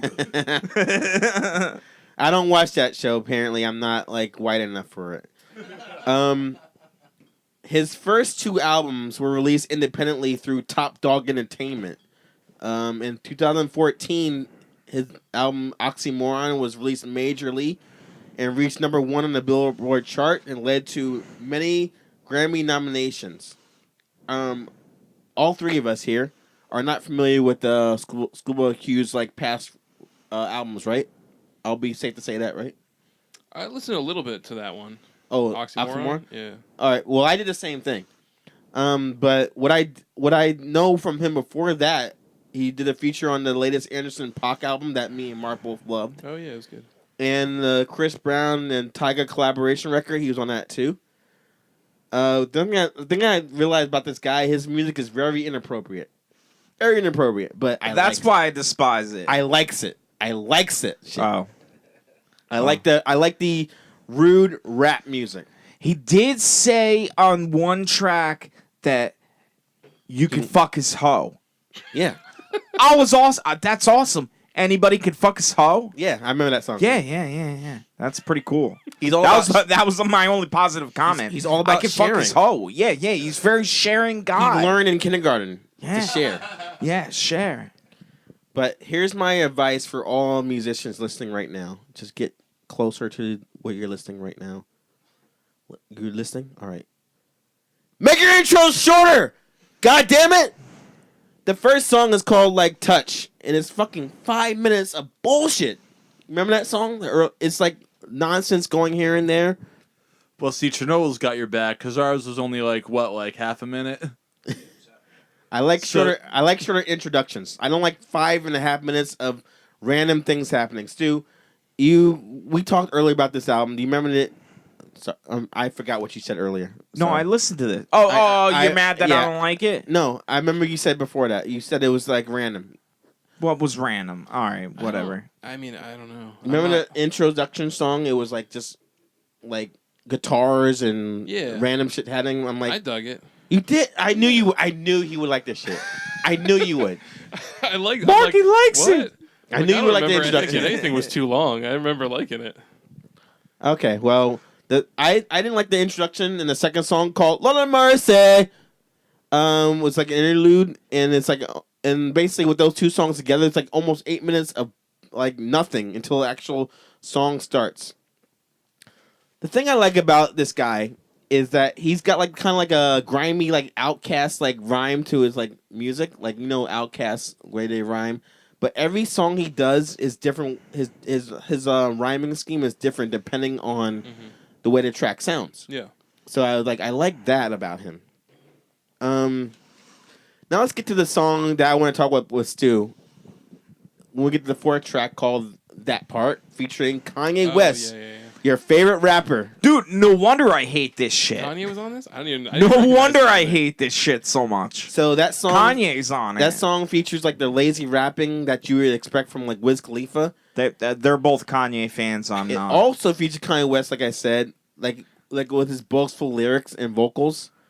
The thing I would agree, you hate that Kanye West thing. The thing you would disagree with me with, Stu, is I felt like the song was like kind of like a I'll bang his hoe. semi trap beat, and it was a semi banger at the same time. Yeah, it actually reminded me of Kanye of something off Life of Pablo. Yeah, But yeah, I did that. It's called That Part because they say that all like, over and over again. It's Yeah. sort of like the same thing. Yeah, I didn't I- like about the Snoop album was like every line ends with the same. I didn't fucking have a word. quarrel about the beats or the production. Yeah. okay. No, that was all good. Go on, Mark. No, I didn't like. That was one thing that annoyed me though. It was just like if you're gonna be clever about like rhyming words, don't just end every line with the same word. Right, yeah, I Everything hate that too. is that part, that part, that part. Yeah, like, but Kanye was like his first line was like okay, Yeah. and it's like but at the same Why time, is that- on this, I did kind of like it. Like, nothing with this album did I not really like. Nothing annoyed me. Like, most rap. Oh my albums- god, nothing annoyed you? I Maybe was this is- fucking annoyed the whole time. The Whole time. The thing I liked about this album is that I felt like most rap albums, especially the shit that we listen to most of the time, they don't give a fuck about it being a song. They just keep going until it's over, and like there's no like there's not like a cohesiveness to each track. This one I felt like every song was like it was its own thing, like. I respect that. I respect that there is a craft to it. It was guns. What are those? Crips, Bloods. Maybe I Guns, don't- guns. dude, we're talking about Schoolboy Q, not I might- Snoop Dogg. I might- Schoolboy Q was all about guns and your gang. I don't see. I don't know. disagree with him too. Maybe man. I might not just not pay attention to lyrics that well, especially The lyrics on something were like all this. gangster shit. Like something like yes, this. gangster shit. I don't yeah, understand a lot of it. Gangster shit. Like I was happy when I understood when he said like we got attitude. I feel like I'm like O'Shea, and I was like he's talking about Ice Cube. I know what fucking I know that O'Shea reference. means. I saw that movie. Yeah, like I felt like justified. Like yes, I know the references he's talking about, and he referenced Scarface at one point, and he referenced. That's fucking- when you know it's gangster I shit was when you like, reference Scarface. Oh man, I know what he's talking about. Yeah, I definitely was on Stu's page until we got to the song called Groovy Tony, which features Jadakiss, my fucking boy. I love the Jadakiss. Locks. You do? Yeah. My nigga, man. Yes. Jadakiss, the Locks, Queen shit, man. He was on that shit. I don't remember When it. he comes in with his grimy flow, I'm like, yeah, motherfucker. And then the second part of that track is called Eddie's Kane. And it's a very personal song about schoolboys like family and growing up in the projects. I thought this was when the album started to turn around for me. It was kind of like, eh. And by track 4 or 5, it was like, all right, I'm down with this shit now. Ride Out. Let's talk about that song, Mark, because I know you're on the Oh, same that page. was the fucking worst song on there. Ride Out is like serves two purposes too. It's either if you want to like do for a fucking blunt ride. Remember blunt rides? Yeah, I know what a blunt rod is. Or if you want to bang this song blasting in your bedroom window late at night in a suburban neighborhood. Take your pick. Lots of head bobbing bass, typical OG lyrics, guest starring Vince Staples. Banger. Mark, would you agree? Banger. Banger. Thank you. It was a real banger. The drill. The thing you know when it's a gangster shit album is when they say the word bitch a lot. And It's true. No, I heard the N word way more than anything. well, it's a rap music, of course. Tracks like By Any Means, Dope Dealer, and Overtime surpasses the bitch quota, as well as delivering that Bay Area bounce rap.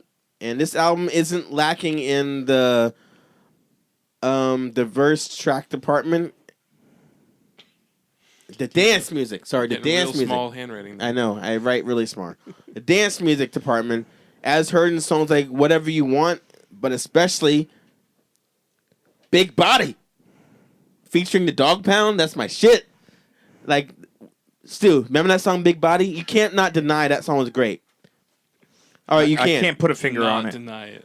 I did listen to the whole album. I don't know the song title. This song, basically, Big Body, is imagine. I picture this when you hear this song: a packed dance floor full of respectable hood rats, eagerly awaiting. Respectable.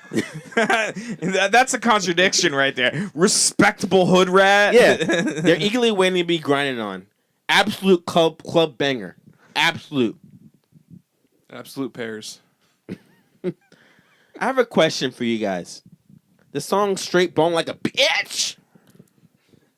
What does that mean? Like, how are you straight bowling like a bitch? Why are you a bitch and you're straight bowling? I don't know. I We don't should get it. Schoolboy Q on here. Because you know you can get laid. But he's saying I'm straight bowling like a bitch, like I'm making money like a girl. Balling. Like, what does that mean? Maybe balling like Balling crying. like a bitch. What do you mean? Balling like a bitch. Oh, it's, He's I balling guess. like a bitch. He does say make more sense. he does say in his one lyric in that song is like breaking up weed on his diploma, which means like Schoolboy has definitely made it. I feel like that's what he means in the song, but I don't get what he's saying like a bitch mean. It's cute when he said it I like don't know. that. Like I said, I didn't. The lyrics on a lot of rap stuff. It's like I don't get most of the slang. I don't. A lot of it flies over my head. So I just That's try what to the focus ghetto in on, people like, are doing. The Like sounds. And, Mark like, clutched the feeling of pearls. it. Like I don't get what they're doing. Yeah, I sit in my castle. I swirl my brandy, and I say, "What has this world become?" Stu, actually, I want you to go first with your review on this. What was your final rating on this whole thing? Because you weren't saying much, but do you want to go in on the track by track, or do you want to? No, this a clear, indecisive banishment. You say fuck this album? Yeah, it is a fuck this. Why would you say that? Because that's It's just, really it was harsh, horrible. man. Is it because he's a black man? No, it's not because I'm kidding. Go ahead. What's the problem, man? Why don't you like it? It was fucking horrible. I think you didn't listen. It was everything that wrong our with society does not need. Yes, and everything that's wrong with hip hop. Get back to the fundamentals. What do you Back mean? to the fundamentals. Do you think you could break dance to this? No. Would you want to bust up some graffiti to this? No. Like no. All the fundamentals, nothing there. It's only gangster. You say it with an And that's ER at the end. Obviously, Yes. you don't know. It's not 2000. It's not 1987 anymore. I'm not gonna say Gangstar because that's a a band. rap That's a group. group. Yeah, That's a group. Gangstar. Yeah, I know. Gangsta. All right, I'm gonna go second on this thing. You, Okay. Maya Mark, you want to Sure, go? go I'll for go it. second. I don't- All right. At times, this album is pretty deep with its social commentary, which Stu does not. Social commentary. All right. For example, he's talking about living in poverty, marijuana use, and his desire for romance when he repeats on the track, "I want to fuck right now." Remember that song? Mhm, yeah. So obviously, he loves people. He loves girls. I also found it was very eclectic at times with this jazzy, like funk music at times. He loves hot Throughout. meat holes. But for me, the record was pretty hit or miss, despite the guest features doing their best. Like there were good songs, there were bad songs. So I would say again, I'm gonna go on the fence with this. This album is a download. I found some quality music here and there, but there was some stuff that was like not too good to me. Crawled under my skin. Linkin Park. Go on. I love hot meat holes. Hot meatballs. Yeah, he loves hot meatballs. Yeah, no, I dug most of the record, honestly. Like, it was, I liked the beats. I liked how, like I said, I thought each song was pretty cohesive and feeling like everything lended itself to being, like, each song felt like it's its own thing. It wasn't, like, interchangeable verses on any, you could just put it under any beat. Yeah. You know, I felt like I was mentioning that before. He rhymes differently. yeah, on exactly. song. You know, Yeah. and I like that. I like that it's like there's thought put into it. You know, and I thought that a lot of the beats were real interesting. Production wise, it was good.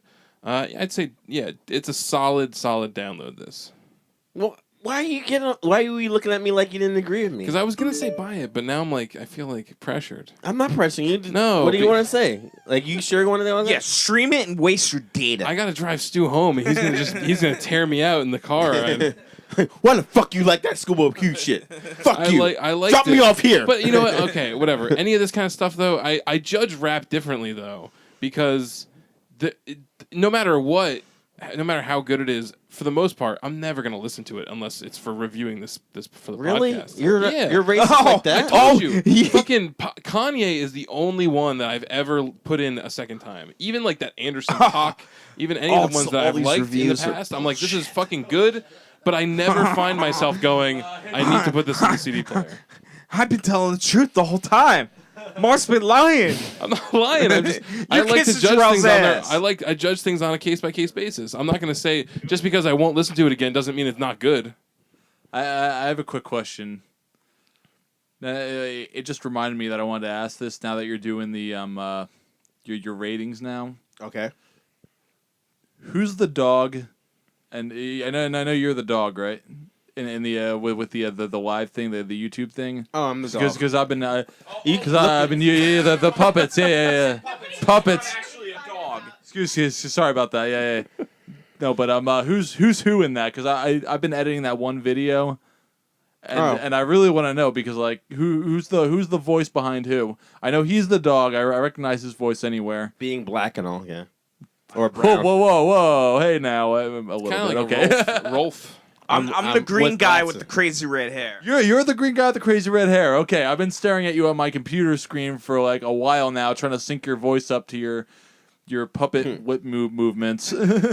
Yeah, basically, obviously you would have figured he would have been that, but he picked before him. That's why. I'm Okay, something else. I don't What know about you? What about Sharky Mark. Oh, it's a shark. Oh, yeah, it's a shark. You're like- no, you're a You're a dinosaur. shark. It's a dinosaur, apparently. Dinosaur. I wasn't a there when dinosaur or I shark, wasn't guys? there Come when they on. used the puppets. Yeah. No. This is a puppet show that they do, and I actually brought well, not really the final product with me, but I brought what I've been working on at least. I've been busy with work, so like I haven't really had a lot of time for video editing. But I hear that a lot, but it's okay. We are gonna cut this. We're gonna have to edit this whole review, but it's cool. Wait, let me finish the whole thing. If you wanna, I'm sorry. I'm sorry for cutting in. I was curious. basically, that's our reviews. We got a different thing. If you want to hear, Yep, puppets coming up soon. If you want to hear, if you want to give your opinion of the new Schoolboy Q album, let us know in the comment section or send the email. Did you like the new album? Did you hate it? And tell us what you would rate it. Great. What do you want to say? Before 2 questions, you tell what you're gonna say. I'm gonna ask you guys a question. Go ahead. What are you gonna say? Yeah, because they're guests. Yeah, they're our guests. Be our guests. Be our guests. Yeah, is that a Beauty and the Beast reference? Yes, it was. That's a great movie. I like that. I like how you get my references. I appreciate it. Yeah, no, dude, I've been watching that movie since I was when did it come out? Like '92. So like, yeah, since I was like probably 1 year old. Yeah. Don't tell how old you were when you tell a year, because it makes us feel like dinosaurs. Whoa. Or specifically Mark. Whoa, 'cause he is one. whoa, you mean 50? You're older than me, Jerome. I know, but you were actually dinosaur. Oh, and the puppets? Yes. Yeah. See, you don't get Waka references. waka. See, we have a real dinosaur here, so Yeah. it's. What were you gonna say about what were you talking about before? I think I already said it. Cool. I just want to know who was who. Who's the dog and who's the green guy? I already know that. So You got it. All right, so we are actually going a little longer than normal. So let's get this last review going. Cause we got emails to get to. Last review, you guys ready? Let's pass the mic over to this guy over here. Sorry, I thought there was more opinions on Disney movies. You want to? We'll do that later. The last album we're gonna do, Chevelle, the album that's called The North Corridor, and they are an alternative metal 3-piece band from Illinois. And if you guys remember, the second album Without 2000 an S, not Paris. Absolute Paris. Shut up. It's Absolute Illinois. Illinois, not absolute Paris. Wait, you don't say Absolute the S Paris. at the end? No. No, you don't say the S. Oh, silent S. Okay. No, there's no S at the end, is there? There's Yes, an to the S. S at the end. Oh, yeah, you just don't say it. Yeah. Okay. Sorry, Illinois. Second album is the 2002 Wonder What's Next. Catapulted the band to the mainstream due to the singles The Red and Send the Pain Below, as well as helping to the help of the new metal trend. Originally, Chevelle consisted of 3 brothers, but after their third album, this type of thinking could do us in. Bassist Joe LaFeller left the band and was replaced by brother-in-law Dean Bernardian. Oh, they keep it in the family. Yeah. Exactly, which you see, I wrote that right there. Oh, You shit. wrote. He wrote. wrote Still Keep it in the family. Yes, Thanks. we're that's why we're so friends, now, man. now I sound like I'm a drone. I'm surprised they weren't on the Family Values tour. Yeah. Let's be honest with this band, you guys. Let's be honest. I'm at least old enough to remember that. Yeah, let's be honest, you guys. Even though the last album, La Gargola, from 2014, debuted at number 3 on Billboard, Chevelle has not had an album even go gold in over 10 years, let alone produce any relevant music. But perhaps this 8th album will break the mold and bring the group back to the mainstream. Or maybe it won't. The band still has their trademark new metal sound, included by Pete's vocal style, which reminds me. I don't know if you noticed the band sounds kind of like a cross between Tool and Deftones. No. They sound exactly like Quicksand. Oh shit! I don't know what that is. But Old reference. You never heard of I Quicksand? have, You know yeah. Quicksand. Yeah, They sound exactly like Quicksand. Mark, what would you say? I was gonna say they sound like Tool. What's light. that? Yeah. Like Tool is a definite. But what if you don't agree? I was afraid because of the whole Deftones thing. You don't agree with that sound like Deftones? I would say, yeah, I could say like early like Adrenaline Deftones. Dude, What? shut up. Mark is talking. Damn, you can't bring up Quicksand and not have us talk about it, right? It's his You fault. guys are the fucking guests. Just shut the fuck up. So, yeah, they glad sound- you could be here. Yeah. Nothing but respect. But yeah, no, I see like Tool definitely. Like Chino's vocals, I thought he sounds like him on certain songs. I like did from hear some Deftones. Tool in there. Yeah, Tool definitely. Yeah. Easily. I did hear some Tool in there. But I think like the grungy guitar riffs, like on tracks like Joyride and The Enemy, which is like the second song on the album, like had me kind of headbanging a little bit. And then the song Rivers had like a kind of like a Mexican like mariachi like guitar intro. Remember that song? And then before the metal kicks in, I thought it was like a kind of like an enjoyable listen. And I kind of like the groove metal like bass lines going in the middle of that song. Yeah, it was Like Stu, like you were comparing them like Quicksand. Like, is that what they sound like the whole time? Or Yeah, that's what they sound like the whole time. Did that make Except you- for one track. One track was very Tool, and it was only Tool. But the whole time they sound like Quicksand. but not even like good And- Tool. and- Yeah. right? Like it's like Hey, the, stop. It depends what you like about Tool, because they don't sound like Yeah. they're not too like abstract like Tool. It sounds like if Tool was like a mainstream band, like doing like the guitar, like the verse, chorus, verse thing. They sound like that. That's what Tool yeah, does. exactly. I really like Quicksand, so I'll have to check them out. yeah. Okay. The song "Last Days" is like the most screaming vocals in than any other song on the whole album. is which the thing about Chevelle, I like when they like mix it up with like when they do like this the singing "See the red again," like I like when they mix it up. I don't like a whole like screaming thing. Yeah. It was there was a lot of different singing and Yeah, that song was and- like too much and screaming. expressional vocals. But Mark, like, do you feel like were you going to this album like kind of like I mean, Next. I knew, working at a music store for a while, I knew that they were still a band and were still around and were still making songs. I just didn't know what they sounded like. I kind of expected them to sound more like what they used to, I guess. Do they sound like they used to? Because I like what they sound like now. And I remember Chevelle, and they didn't sound like this. I mean, Yeah. it was a little more. They've changed a little bit.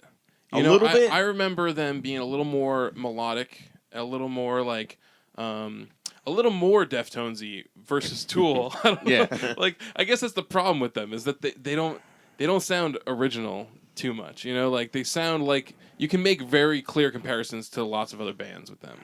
But I would like say what they're honestly, doing. their Because earlier quicksand, stuff. quicksand ain't playing out anymore, and they sound like quicksand. Well, so. It's, the, Yeah, I it's the mean- best thing you can get, right? Yeah.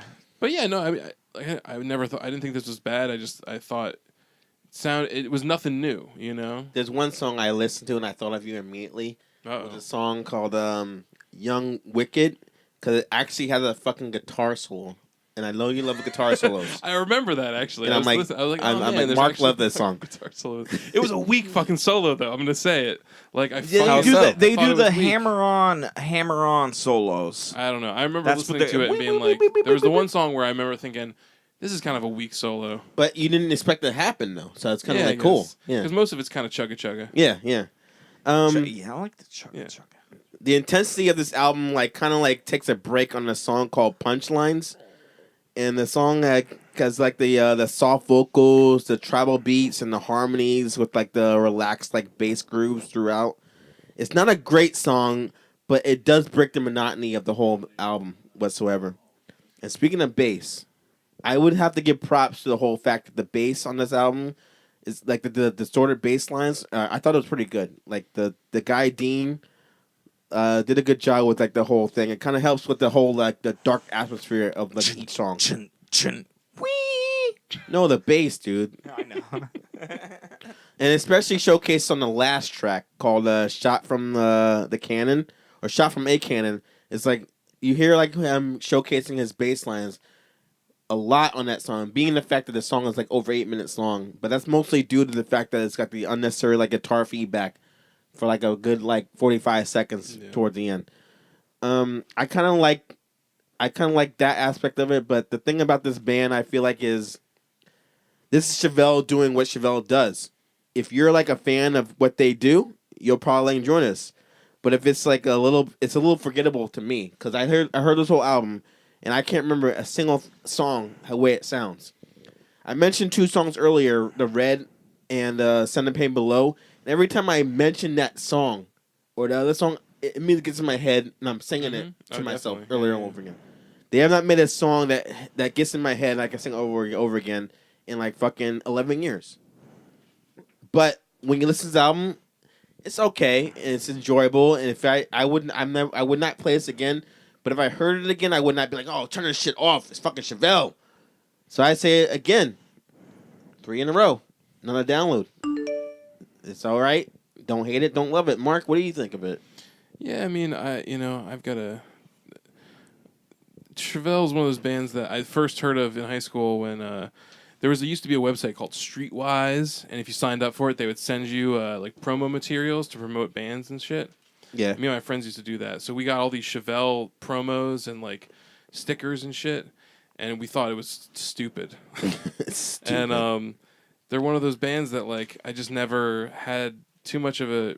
I never really cared for them. I still don't. And this was kind of, I say skip it, honestly. I thought it was kind of like while it was okay, there's tons of like there was like I said, there's straight comparisons to tons of other bands. just listen listen to to those bands Tool, instead, listen to Deftones, like listen to other bands that do it a little bit better that aren't as repetitive as this. It felt like really Oh, you say skip it, stale. right? Yeah, skip All right. it. All right. It just felt stale, like I said, yeah. All right. Here we go. This album's amazing. You're gonna say that. I'm gonna drop a bomb Go here. for it. Go. I'm gonna drop in a bomb. All right. They sound like Quicksand. I love Quicksand, and This is bullshit, Stu. Stop. You No, can't no, just no, sound no. like another band and then you're okay with it. Okay, Like, and- it's not fair. yeah, I love the sound, and they have a sound. Every like band's Quicksand. still Operation Ivy right and now. Quicksand, they play very rarely, and they're a low key band. They'll never get big.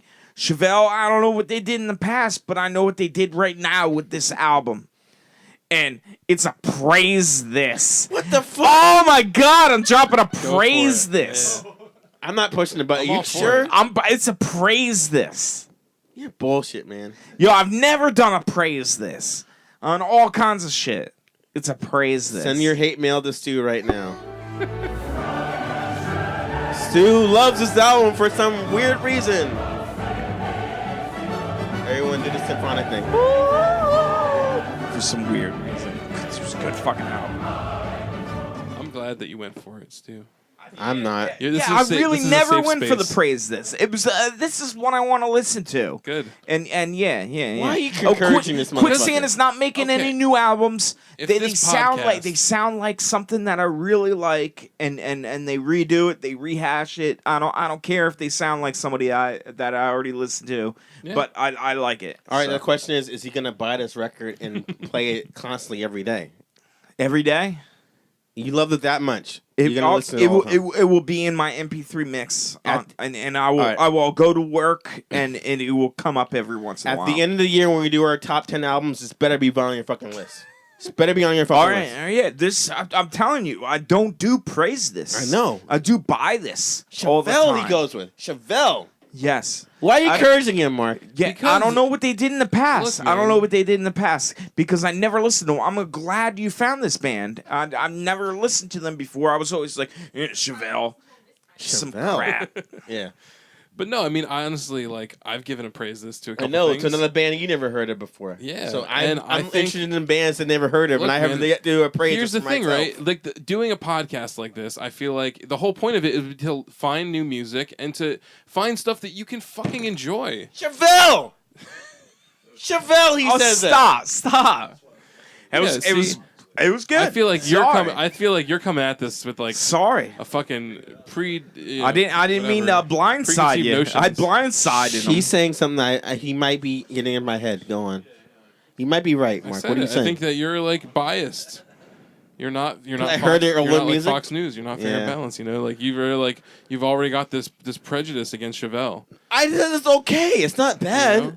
I don't remember the songs, and I'm just challenging him. He doesn't remember. I the don't song. disagree with you, man. I said skip it. Like, no, I'll no, fucking I want to care. listen to it again, so But I do remember the I support his songs. decision to say praise it. Like if he likes it, he likes it. I'm not like if I can say fucking fuck this to something that you gave a fucking praise this to.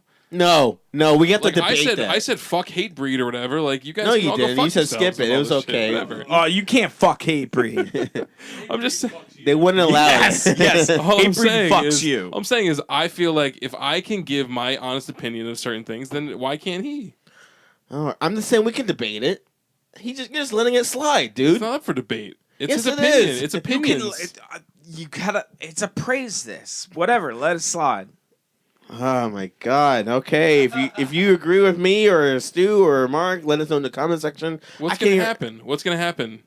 If he I says blew praise his this, fucking oh my mind. God, Yes. the fucking world's gonna end. Blew Because his we mind get- because I praised Chevelle. We have no. Yes, it's Chevelle. It's Chevelle. You're praising Chevelle. Yeah, you're really Oh, bringing that this was great. podcast down, I man. thought We it was- don't have any credibility anymore. thought If we it get- was a There are great people. album. There are cops killing people, and you love Chevelle. What the fuck? Oh man. I don't know, man. Jesus. Mark, I have a question for you yeah, before we what- get to the emails. I rented this movie by the Coen Brothers. What do you think of the Coen Brothers? I love the Coen Brothers. Everything they do. No, Okay. you're talking about Hail Caesar. I haven't watched it yet. All right. How do you feel about seeing the movie? Are you excited? I want to see it. Yeah. I didn't like it. I mean, I could. Here's the thing, right? I mean, Coen Brothers, they're solid filmmakers, but Stop.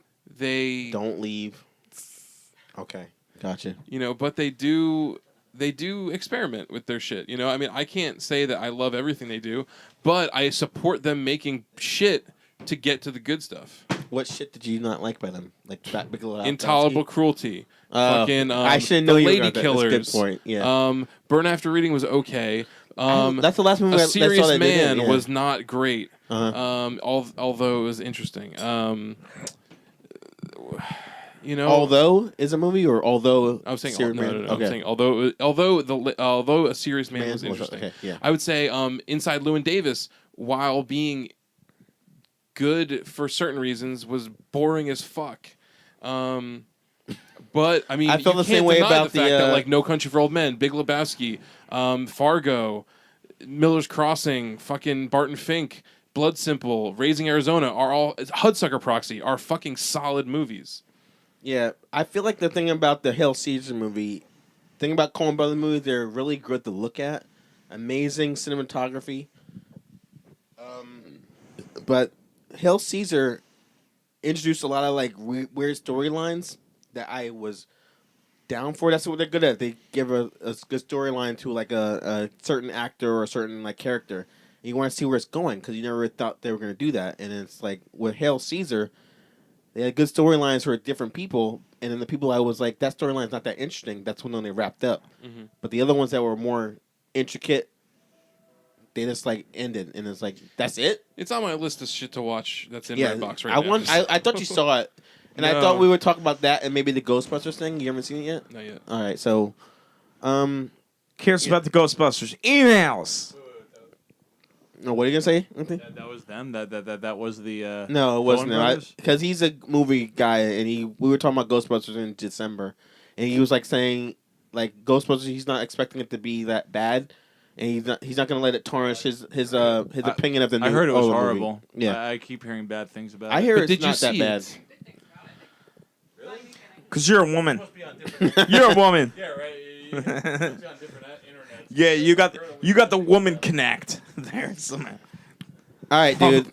So that was the whole thing I want to talk about the Coen Brothers. Yeah, so I'm sorry. I'll let you know. I plan on watching it soon because it's in Redbox right now, which is how I. Yeah, that's how I did the same thing, and I returned it at fucking But I 11 saw o'clock. Eddie the Eagle. That was good.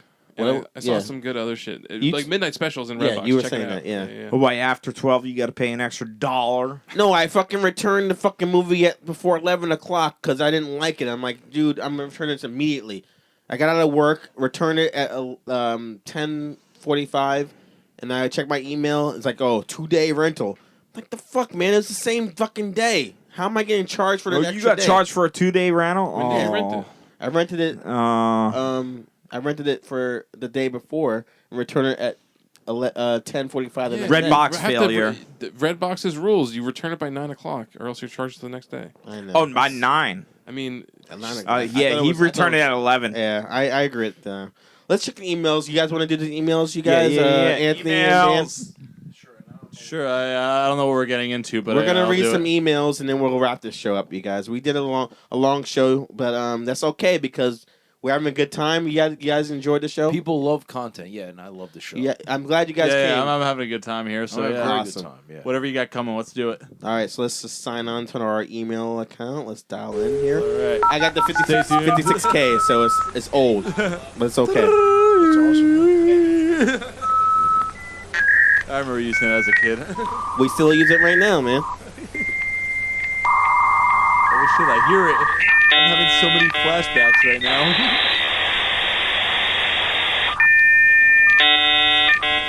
Holy shit, there's the sound. Oh my god.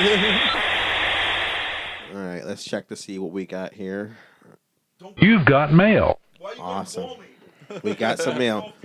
Make sure you don't pick up the phone, Mom. Kick me off the modem. God.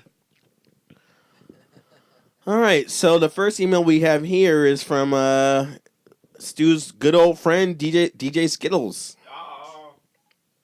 Let's get the mic to him right here. You guys, All right, great. DJ Skittles. What's up? we're gonna actually we'll Wait, have- is this hate mail? we're gonna What's up? actually read emails first, and we'll get you guys to chime in if you have any opinion on them. So DJ Skittles says, so it's pretty obvious Mark is the glue that holds the podcast together. yes. I already My hate fucking this dude already. Love you, DJ Skittles. You're my boy. And it couldn't have been more apparent than on the most recent episode. You guys reviewed the latest album from some band called Direct Hit. Jarrell gave this album a buy this, while Stu gave it a skip this. Keep in mind, Stu only listens to like 4 songs, and and asking him to listen to an entire album is too demanding for him. He capitalized entire, so I think he's harping on you. Skittles can suck a dick. This is Jarrell. He sends his own emails My to dick. himself. But still, you guys can't have such a polarizing opinion without some kind of explanation or debate. I do like that Jarrell told us Mark's review, but I need more details. Mark, can you say I a was little all bit about this dude too. about your opinion on the Direct Hit record? I'd appreciate it, buddy. What did I say about it? Dude, I was all about this dude. I liked him, and all he does is praise you and hates me. That's what happens, man. And I'm always Well, trying what to. about the other dude that fucking sends me all that hate mail? Yeah, that was I forgot his name. I don't fucking know. I yeah. don't remember losers. Damn. Don't be mean, man. We got Stop. limited fans, dude. I love it. These No, are our fans. I want them to write more. So Direct Hit, I remember. Direct Hit, you said buy this like I did. Yeah, So I remember liking it. It was just good, solid. It was good Punk solid rock. pop. Yeah, like punk rock. You know, like a band that I like. Apparently, they're a band that people know. I don't fucking know anything about them. I'm like kind of off my radar because Yeah. when I said Direct Hit, my girlfriend was like, "Ugh, that band." And it's like She knew that? has no fucking basis for anything with music. But Okay. apparently, her ex-boyfriend used to listen to them, so she doesn't like them. But I thought it was Okay. really interesting. Like it was kind of like a concept record. It had to do with a lot of Drugs and shit? Yeah, like Yeah. it was interesting. It was cool, and if I had listened to it this week, then I probably would have more to say about it. But yeah, I it's in and out right tell you, away. it's Yeah. been- yeah. With listening to fucking shit for this podcast, it's like I gotta listen to it right beforehand so I can remember my opinions. I Hey, don't you have- guys heard Direct Hit before you leave? Oh, I thought you were going together. Okay. So, all right, go on. You said it's- I never heard of him either. Yeah, I thought it was pretty good. I remember liking it, and I liked the fact. The thing I can remember right now, I don't remember specific songs and stuff, but I remember liking the fact that it was a cohesive concept record, and I feel like that's interesting for punks to do because, like, obviously Green Day did it. You know, Yeah. if we want to consider them punk, and like that Home Street Home that you guys apparently liked, which I never listened to. Yeah. But that's like a concept record, mostly because it's like a play or something. Yeah. But this I thought was interesting to do like a concept record as a punk band that wasn't. Yeah, it wasn't like we're gonna do a musical of it. Did you listen? Did you like read the lyrics? Like you know No. what he was talking about? No. So you knew it was about drug. You don't. Okay. I read a little bit about It's about it. drugs. Yeah, the whole album's a drug album. Awesome. Even though you didn't say it was awesome, but okay. I read a little bit about Wait, it what album was it? leading into it. Direct Hit. The Direct one you Hit. said skip. I this. never heard of it. Shut up, man. I'm tired. Wait, we reviewed a Direct Hit. The week that I wasn't 2 weeks ago when I wasn't here. I don't even remember it. You know what? Fuck it. Banish it. Yeah, totally. So I don't even remember DJ it. Skittles. Obviously Stu doesn't remember it, so don't blame him because his attention span is the same as like a gnat. This last email we got here is from a guy named Brian. And he Brian, said, a real name. it's a new guy. He says, "What are your thoughts on the RIAAs announcing they are counting singles and streaming as part of album sales? Do you think it's fair to artists who sell albums legit?" No, a lot of artists sell only singles. They don't do albums. Who the fuck does that? Electronic music artists. Feed me. Feed Me. Feed Me sells only singles. Yeah. It's a How new does he sell them? Like Feed Me, like out on Yeah, streaming or on streaming, Okay. streaming and MP3. So do you think it's And fair? they sell an individual track, not attached to an album. So do you think like before I asked this question, basically this guy is saying That's how you get I the looked, newest I looked banging up what beats. he's asking, and basically what they're doing now is when you stream like an album or a song, like 12 times, it counts as a purchase. Like, do you guys think that's fair, legitimate to where people actually You buy get the to album? keep it after you listen to it 12 times? No, No, it they're counts just as a sale. Like when you do a song or an album entirely, when it gets like 12 streams, it counts as one purchase. So do you think that's fair that that counts as going platinum at the same time? I mean, Shouldn't one listen be a purchase? I don't know. I mean, look, this is all like I feel like there's a lot of details here that I don't know that are going to come into play, but I feel like they should definitely count streaming and because all that shit should count because that's how people consume music now. You know, with Streaming. Pandora and Data. fucking Spotify and Tidal and YouTube Music and Apple Music and Yeah, they don't buy it anymore. They just listen people to it when aren't they buying want to a lot listen of to times. it. So it should count because it's just how the world is now. It's just they've like Yeah, no, can't, we you got to know. change our reviews. Yeah, I feel like that's the same way. Like 'cause when I say download it. There is no everyone download. downloads everything. There's gonna be like stream. We got to redo it. It's gonna be like stream this or like fucking piss on it. Or don't listen to this. Well, here's a question I want to ask you guys. Ignore the links that people put. This is the thing I want to ask you guys. Remember when U2 did like the whole thing? You have the iPhone and they had their album on there. Mhm. Well, Rihanna did the same thing only with Samsung. So basically, she did a partnership with Samsung. So her new album that me and Stu review called Anti. She did a partnership with her. So with them, so you have the album. When you buy a Samsung, you basically own the album. A Samsung what? Tablet? Phone, yeah. Phone. Oh, they give you the album. They give you the album, so that counted as a sale. So basically, Samsung bought a lot of albums from them to compensate for it. So she already had the platinum That's legit. on here. That's So bullshit. before the album came out. You're saying that's not legit. That's legit. That's a legit bullshit. sale. Are you kidding me? No, what you're saying is that Samsung said, "Well, we plan on manufacturing 12,000 phones."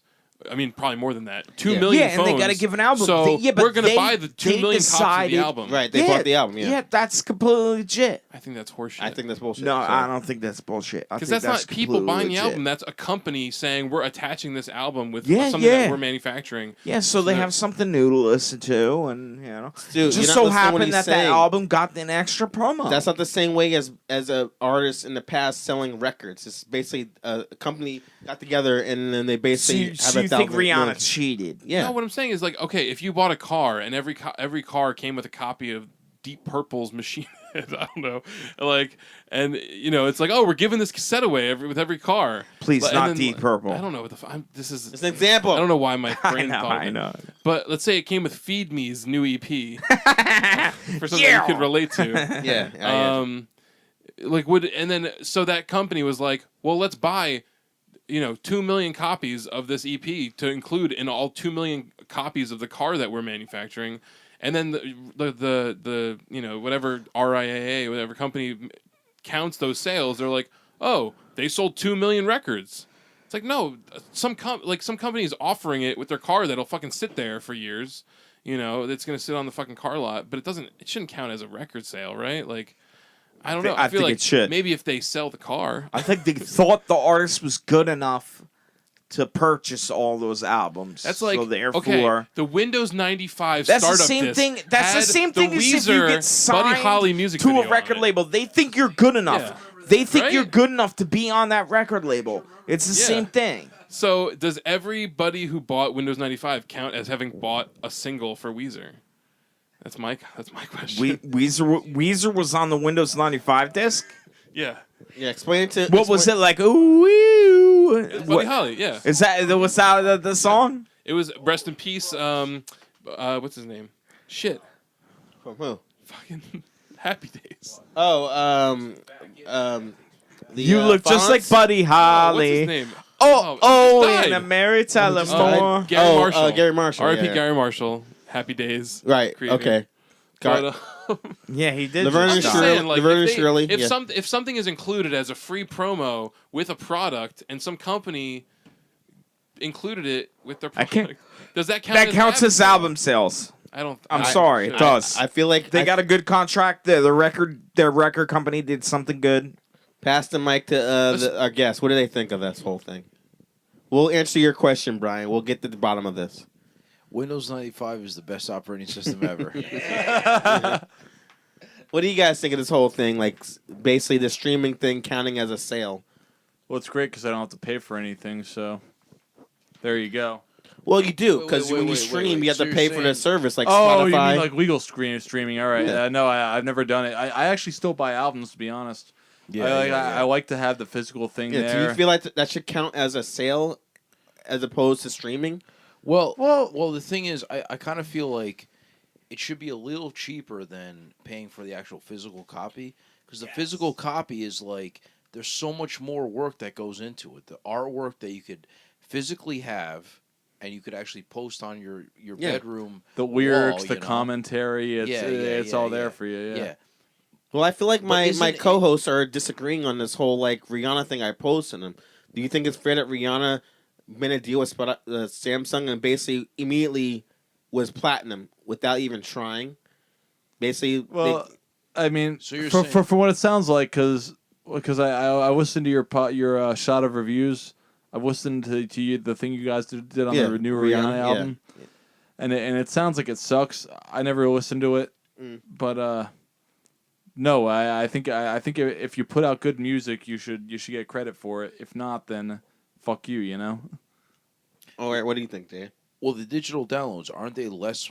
You pay less for the actual physical copy, or is it the same amount? Well, you do I as a haven't consumer. really been. the following. person, one artist puts out records and Right.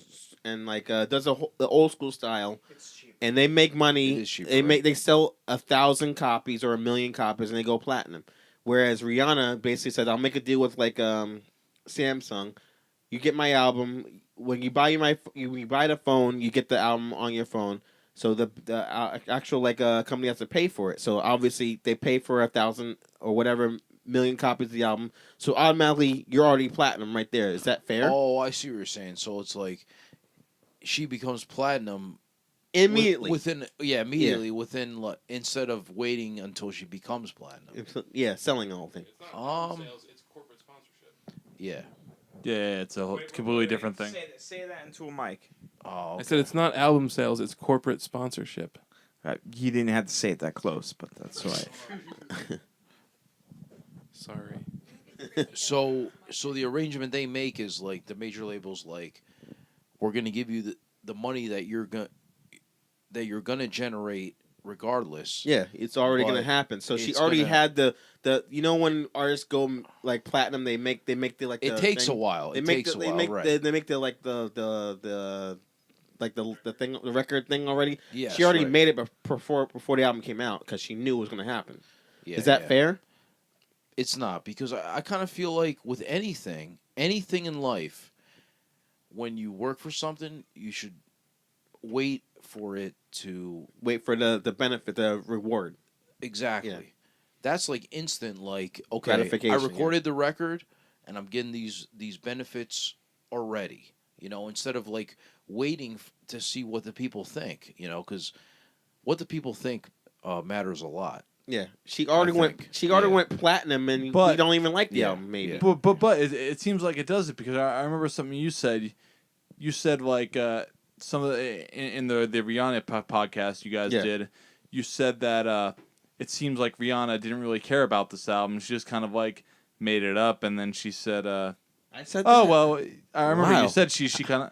I feel like I agree already. I don't remember. No. I remember. I spent many hours Yeah. with this video. I remember, but I stand by it right you- now. I yeah, stand yeah. by it. whatever it is, I stand by it. No, but you said like she kind of like came out with it, didn't think much of it. Like she's like, whatever, just release it, whatever. I'm Rihanna, and that's kind of agree. like what it is. And I don't feel I feel like the people deserve better music than that, you know.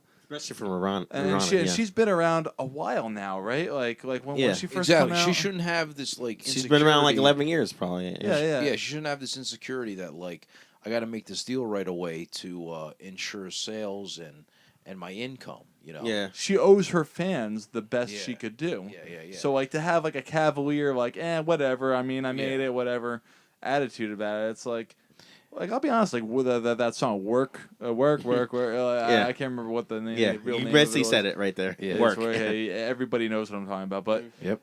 it's not a great pop song, you know. So what do you guys I- what do you think about that now, Stu? Like when they proposed it to you. Like now, she basically just makes a deal and makes $1 million or platinum record. Is that fair? I already told you. All right, cool. Yeah, So I think I it's thought fair. they changed their mind, but No, they didn't change my mind. I think it's fair. that's why I said that Well, email it's for a corporate second. I thought it would be longer. It's like getting Well, don't signed we to a agree with record them? label. You get the money. I thought it was. I thought that's why I had the email second. I thought it would be more of a debate.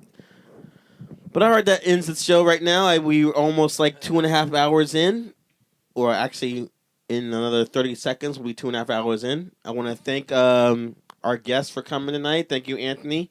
Thank you, you for having Dan. us. Sure, no problem. Make sure you guys go to recoursrecords.net. Check out their other bands going on the label. Chernobyl Disaster, Sophistipunks, Dilemma. That's right. Dilemma are still a band. But also No, check, not really. But check out the music anyway. It's pretty good. Yeah. but be sure to check out Hybrid Radio Yes. and be on their show because they get you really drunk. So they're fucking awesome. Hybrid That's- radio's the shit. That's how we do it, man. If you want to come on our show or you want to hear what we do, this is how we do it. Before that, I want to thank Snarky Mark for making a great return to the show. Oh, you're welcome. You're welcome. And our next show, I want to plug right now. We're gonna do an actual thing that Stu thought of last year. Another retro review show. Oh, we're doing a retro review? Yeah, we did the whole Thanksgiving thing, thankful albums. Yes, thankful albums. This time, next week's show will be about summer albums because summer is hot, shit like that. Basically, we're gonna do albums that we either remind us of summer or we bought during the summer. shit you want to bump in the Jeep with the top down. bump in the whip. In the Jeep. Whip. Jeep. You're So- right. I can't say whip. I shouldn't say whip. You're in a room full of white people. Yeah. Exactly. I said whip last night actually to my brother. So As you were beating a slave. new whip. And Okay. He said yes. Gotcha. So get your heads around an album you listen to in the summer in your lifetime that you love. Oh, cool. So we have to. So I'm like, I'll text you and you'll. No, you don't tell me what it is. When we do the show, So I have to review my own. I don't have to listen to what you have to. Exactly. What you think of? Why? Why wouldn't I listen to what you like? We're giving our own already biased Yes. reviews of the albums that we like already. what album do you? I what wasn't album- actually. What album did you listen to that you love? That's a summer album that Okay, reminds so you we're of just summer. bringing suggestions. Yeah. Okay. That's your praise. This album. And for then Yeah, are you we- don't say anything yet. Okay. Don't and then tell are me. we also reviewing stuff? Nope. Okay. No, I just review- thankful I review- albums. I'm curious. I review your album. You review your album. Okay. He reviews album from your lifetime. That's a summer record that Okay. or an album that reminds you of Will summer. Smith. Down with that. Summertime. Yes, I feel like Summer. spoiler. Summertime. Let's do the outro right now. Summertime. Let me get to my notes because I Can I just say one thing? I just Go wanted. ahead. I had one question, which is, did the U2 record count as a platinum album because that Apple put it on everyone's phones? don't know. I think it was, That's I what think I'm it was- curious. Oh yeah, well that's what I'm curious about. Like, did that count as album sales? Now here's my thing. Just one more last thing. I don't think it should count towards albums. Like, okay, it shouldn't count towards the designation of like platinum record. I do think it could count towards album sales. But there should be like an asterisk towards that because what's Right. the point of like giving something an award for something that took no effort to do? Yeah, that's why I think that's what we're saying this used Yeah, to. They should like- have like a separate thing. Like one thing is album sales. Okay, they did not buy it because they knew there would be an album that they liked on the Yeah. phone. Like saying an album went platinum is saying people that love people this and bought it. that album. You're like, Forced upon me. It was forced upon me. I remember one day I woke up and I had U2 on my phone. It was a horrible album. I Yeah. listened to the entire thing. it's not good. Okay, I agree to that. Oh, Kalinda's They Kalinda's even got some referenced info. Joey Ramone. How the fuck dare Oh, they yeah. reference Joey Ramone? Clinda actually has something to say. Go on, Clinda. As of September 2014, Billboard actually refused to recognize their latest album. There you go. YouTube. Okay. YouTube. Sorry. So I think a similar precedent should the precedent should have been set there, and I feel like that should be the end of this discussion. Great. All right, so let's get out of here right now, you guys.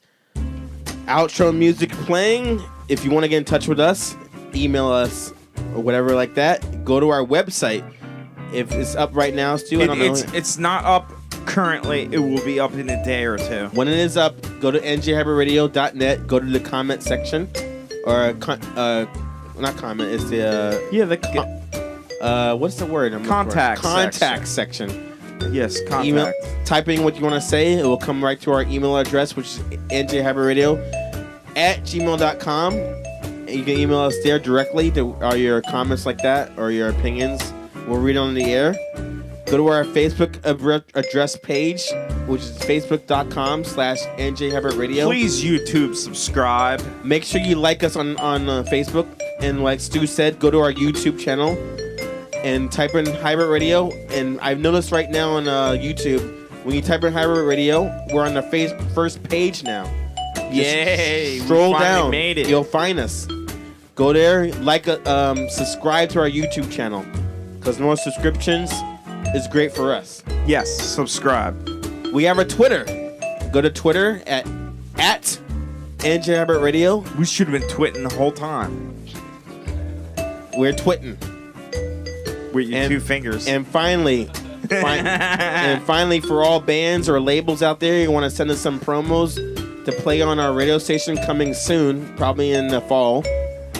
We can send it to our snail mail, which is Hybrid Radio, P.O. Box 297, Raritan, New Jersey, RARITAN 08869. yes, if you want to handwrite a letter to us. Or send us some promos, because we got some bands right Yeah, here. Going to mainly send for us the some promos probably For soon. the promos. Yeah, yeah. Until yeah. next time, You we want physical CDs. this has been Jarrell and Hootie Hoo! Sorry. Big League. Big League Stew? No, I was only Hootie Hoo last week. Yeah.